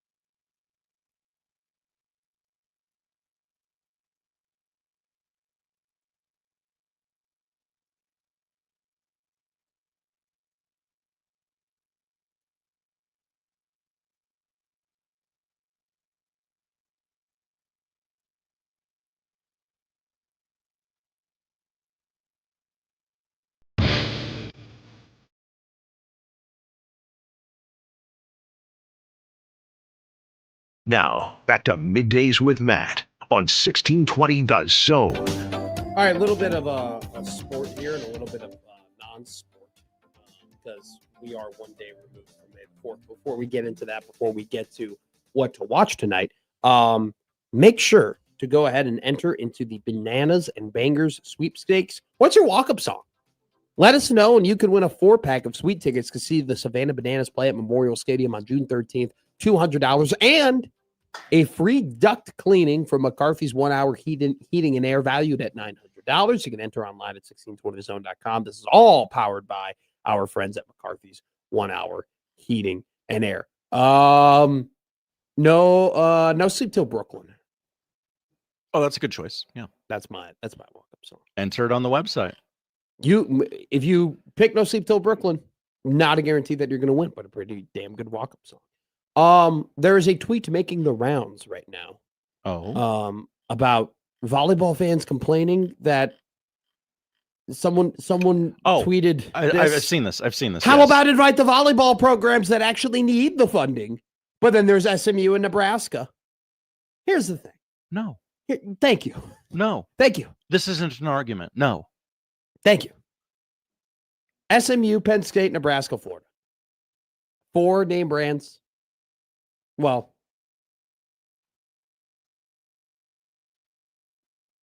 3 more prominent name brands than another. Let's call a spade a spade. Okay. Hey, SMU's won some big games. I know. I mean, sports fans obviously know about SMU, obviously. But I'm saying in front of the casual, right? They're a little bit lesser known. And they're the host school, quote unquote. Yes. Guys, I assume that's who you were putting in fourth, right? Yeah. Guys, do we know what capitalism is? We got to get people in the seats. We got to get people to come to this game. We got to get people to show up. I'm sorry, putting Washington State, Clemson, Ohio, and I don't know, Bowling Green in this thing. It ain't gonna work. It ain't putting butts in the seats. We got to put butts in seats. We got to make the money. You think we're just giving $1 million out because we just want to give $1 million out? You think this is a charity case? Oh, they could have done Nebraska and Texas and 2 smaller schools. Come on, ridiculous. Absolutely ridiculous. You need to have a headliner, okay? They don't let Chaminade into the players era. What? So the players era is here to stay, but the crown is dead, right? I think. I mean, if they're going to try and roll out, they might try it one more year and then realize, oh, this is worse than before. So, I mean, there might be 1 year left. God. Bigelow told me that he thought it was the expansion of the NCAA tournament was a really of a deep state to try and kill the crown.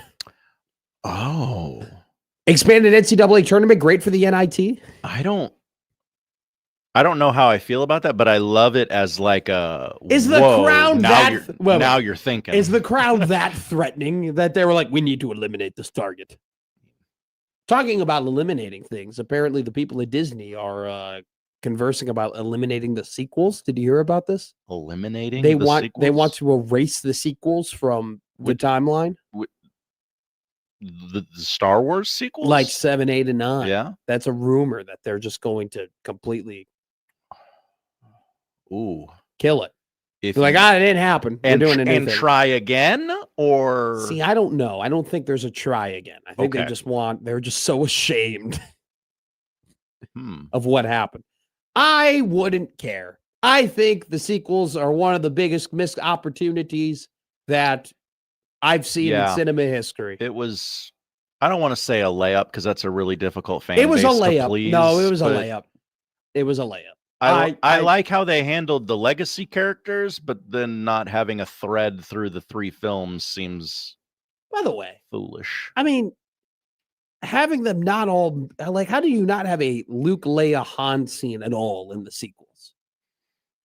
Schedule conflicts. That's crazy. That's insane. You're like, this is Star Wars. Like, let's figure this out. We can, come on. This is crazy. So, I don't know. I don't really care. I will always be passionate about this in terms of the fact that the 7th movie was phenomenal in setting up what the 8th and 9th movie could be. And the 8th and 9th movie the 9th movie I haven't rewatched. And I have no interest. I don't think I have either. And I don't think there was any chance that 9th movie was going to be good. I think they got so stuck in their head about how people felt about the 9th movie or the 8th movie. This is Matt's weekly rant against The Last Jedi. Okay. But can I just throw it out this way? Please. Here's how I would have handled it. Ryan, you screwed all this up. All right. You tried making Star Wars in your image. Why? God knows why. But you know what? Now that you've done it, just do it. Just do what I would have given him back the 9th. I would have given the 9th movie to him. I would have been like, you know what? Just do what you want and let's figure it out. Better than us trying to go and make a fan. I mean, it was basically fan fiction. The 9th movie was to go ahead and try and rewrite the wrongs of Rian Johnson in the 8th movie with Palpatine never died. You know, she was always related to the Emperor, and the Emperor had a kid, you know, kissing Ben Solo. Then they had to do that thing where it's like, oh, Finn has the Force, you know, which is such a lazy trope of like, oh, the character that you didn't know had the Force the entire time. You know, yuck. The 9th movie was yucky. But that was because the 8th movie was so bad. Movie was it was yucky. It was a yucky movie. What a great pull quote. I'm going to put it on the poster during the crossover this afternoon. It was just yuck, you know? Yeah. Yucky. It was a yucky movie. Yeah. I can't even explain it, you know? It gives me the heebie-jeebies. It just doesn't I'm not comfortable with it. You know? It's like that fringe friend your buddy's always bringing around. You're like, yeah, I mean, he's not the worst ever, but it's just like, yeah. I don't know that this person fits in with us. Yeah, I'm a little uncomfortable around him, you know? It's just not, that's how I feel about the 9th movie, but that's because the 8th movie was terrible. It's like you don't like your fringe friend because of the people that your fringe friend was associated with. He ran with a bad crowd, and you're like, I don't know if I can really trust him. That's kind of how the 9th movie is. Chance going. Ryan going a completely different direction could have worked. Completely undoing episode 8 with 9 is cowardice and rewards freaks. Chance, I agree with you. I couldn't agree more. Yeah, it rewarded going on the internet and complaining. Yes, literally. And now the fans believe that they can, we can change everything if we just go online and complain hard enough. Here's the issue, Josh. They went online and they bitched and they moaned and they complained. All right? And they got what they want. You put an Asian in these movies? How dare you? Okay. They got really upset. And then they rewrote the 9th movie to completely unwrite the 8th movie that they hated so much. And then do you know what they do now?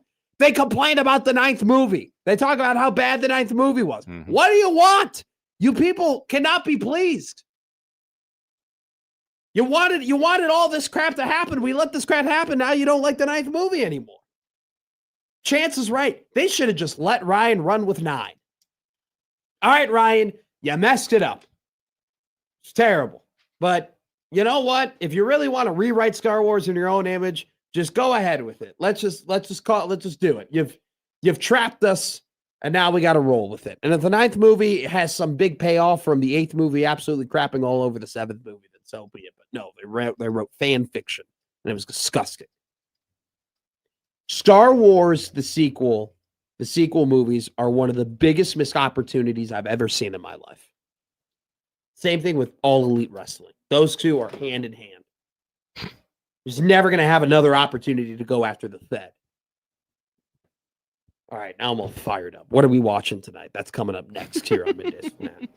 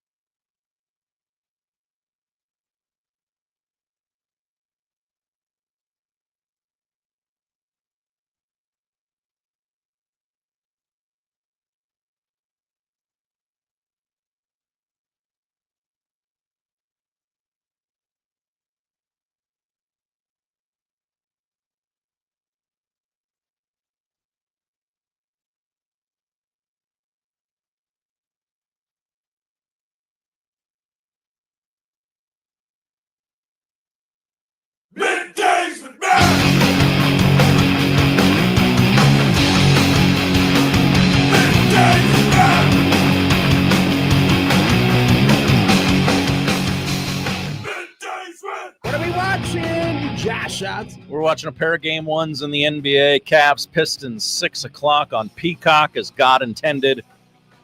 And then Lakers, Thunder, 7:30 NBC. One hockey game tonight on ESPN at 7. Yeah. What is it? Wild Avalanche. Hell yeah, it is. Colorado leads that series 1-0, I'm told. Baseball on TBS tonight, 7 o'clock in Texas as the Dodgers take on the Astros. Shohei Ohtani on the bump for the defending champs. And college baseball, number 7, Kansas in town tonight to take on the Creighton Blue Jays. 6 o'clock, it's on Nebraska Public Media and Yacht Rock 1180, Matt. Yacht Rock 1180. They play some Seeger on Yacht Rock, right? Oh, yeah. God. Every time I listen to Turn the Page and it says Omaha, I go, whoa, I'm here. All right, folks, let's talk right now. I'm going to kill your bookmaker. I'm going to rip his throat out. I will blow this man out. I will step on his throat until the man chokes. Let me tell you how. Dog. Winners. Dog. Winners. Dog. Winners. Dog. Winners. Dog. Winners. I'm on a roll. Dude, you got to love dogs, right? Everybody knows every Tuesday I bet someone just score a goal. Everybody knows that. That's a known thing. Yeah. Do Matt Boldy, plus 150 to score one for the Wild. That's what we're going to go with. Matt Boldy, the hero of the United States Olympic team all the way back a couple of months ago. Remember, he was the one who scored the very first goal of that game. How could I forget? Without him, they wouldn't have been able to go to overtime where Jack Hughes scored the goal. Jack Hughes not in the playoffs. Because he plays for the Maple Leafs. No, plays for the New Jersey Devils. Oh, yeah.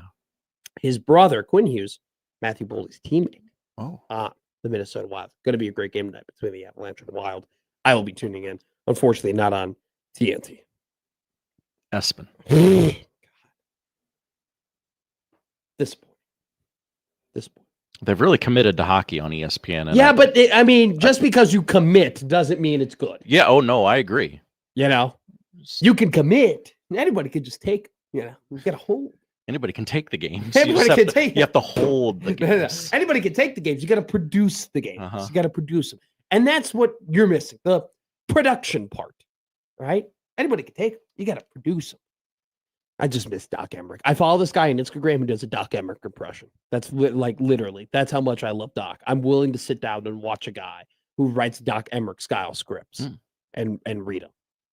I'm Doc Emmerich. By my side, Eddie Olczyk. Pierre McGuire, we'll be down with him in a minute. That's a good booth. I preferred an Emmerich Olczyk Ferraro over an Olczyk Emmerich McGuire.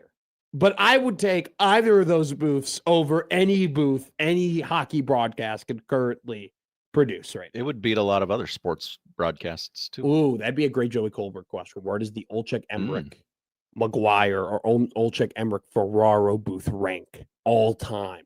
That's a great topic for that show, for Happer and Schaefer. All-time booths. Hey, we got a lot of time until August. We can, you know what? Put that down to the Bill Simmons summer segment. Folder. Top 10 Tuesday. Top 10 all-time booths. Okay, maybe. The Bill Simmons summer segment. We only have what if we could redo the Luka trade, what would we redo? We have to add more to the Bill Simmons summer podcast segment folder. Anyway, coming up next, somebody who loves Bill Simmons, Josh Peterson, will join me in studio. John Bishop over at the baseball stadium. We'll talk to them coming up next on the Crossover and on Sportsmanlike Comment.